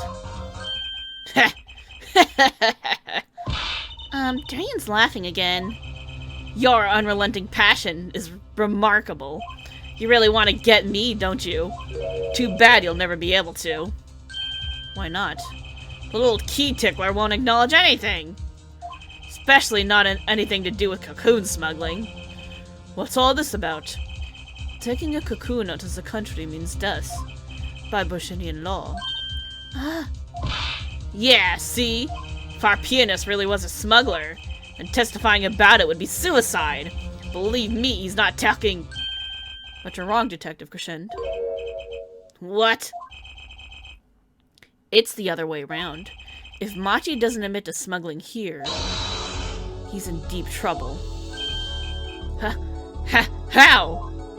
Look, if Machi admits to smuggling here, then he'll be tried in our courts by our laws. You don't get the death penalty for smuggling in our country. The victim in this case was an undercover Interpol agent. I'm sure the news has already reached Virginia, and they'll likely broadcast our dealings in court today, including the part about the Virginian cocoon. Yeah, but if Machi doesn't admit to smuggling now, he'll eventually be picked up by the Virginian police, and it's not like he's in any danger in our court. We're not gonna find him guilty of murder here, not now. Yeah, but can't do this! You can't accuse me! Maybe the law doesn't allow it, but who's going to think you're really innocent after hearing this trial? Same goes for Machi Tobai. Ugh. The cocoon smuggling, your entire plan. Machi Tobai knows everything. There's only one way out of it for him, and that's to acknowledge his own crime. The crime of cocoon smuggling.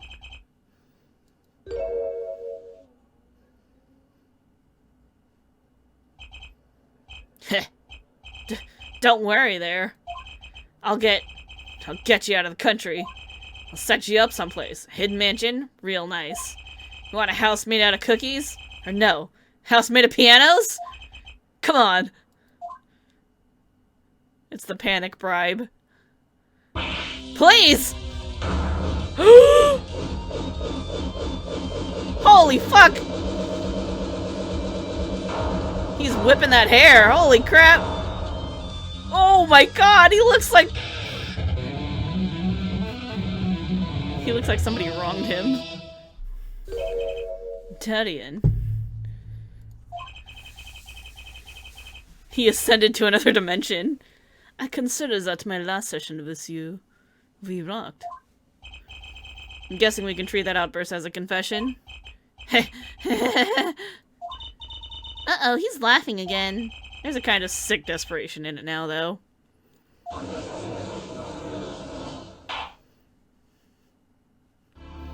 He looks like somebody kicked his puppy. Well, have you been listening to today's trial? Yes. He's still hot? Fair. And you'll talk? You tell this court everything? I didn't want it to turn out this way, but I'm not the kind of lawyer that can overlook a crime. Today's trial was all for your benefit, you know. I see no reason why you should hesitate now. I knew. From beginning, I knew. Machi. Situation, I cannot explain. But money, I need it. Very much money. Today's trial raises a delicate issue with our legal system. The only thing definite in a court of law is evidence. This is the golden rule, however. It has become apparent that not all things can be tried by this standard. Should another case of this sort surface, we may have to consider an alternate system by which to administer justice. Anyway, Mr. Machi Tobai. Yes. I promise you will receive a fair trial by the laws of our country. And with regards to the current charges for murder of Mr. Lettuce, this court is prepared to announce a verdict. Eyes! I thank you. I only lie, but you see truth. You find truth. Raghav Sanji's a cute kid. That's our job. Very well. This court finds the defendant, Machi Tobai, not guilty! Woo! Machi's pun name, Machi Tobai, Muchi Tobai, much need to buy because he needed money. Oh my god. Oh, that hurts my head a little. Court is adjourned.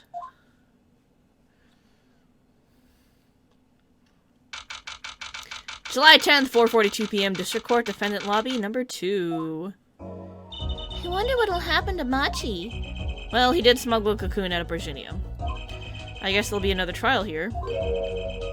All's well that ends well. Daddy! I owe you both my thanks. Amirwa? Is something wrong?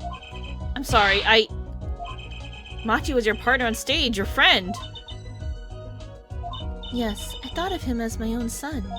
Even now I do, yet something got a hold of him, something evil. I see that. Alright, see you next week, 21 Snakes. Have a good rest of your night. Thanks for coming. I appreciate it. And he must pay for what he has done.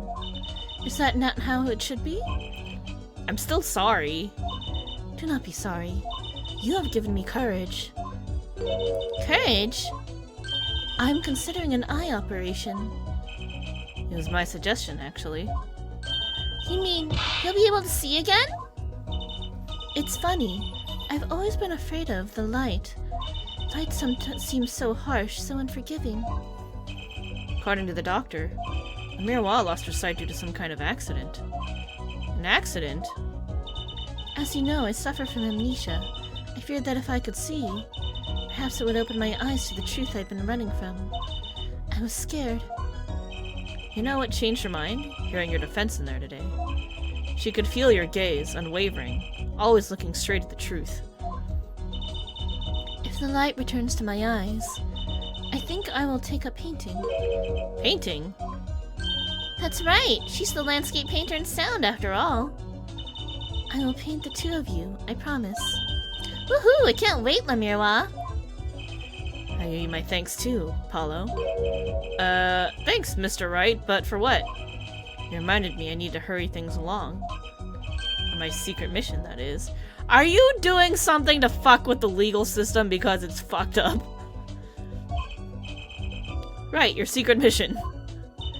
Paulo, Trucy, I hope that we will meet again someday soon. You bet, me too! And so, like a ballad, the trial flowed on and on until it came to the end. Thanks to the trial, the guitar serenade was a huge hit! Prosecutor Gavin's even more dazzling to look at now.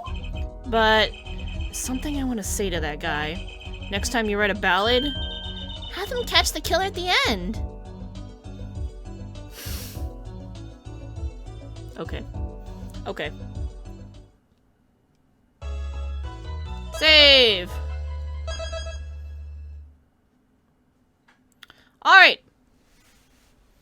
I think that's gonna be it for the evening. Ooh, nice happy music. Convenient. Yeah. That was fun. That was definitely a time. Thanks for sticking through the internet issues. That's gonna be fun for me, because I have to now stick all those things together and let it render. So, that's gonna be an adventure. Anyway, appreciate everyone who stopped by, everyone who, you know, said hi in chat, said anything, or even just lurked. I appreciate all you lurkers out there, too. Next stream will be Monday for Final Fantasy Night, and then we will pick up Ace Attorney next week on Saturday.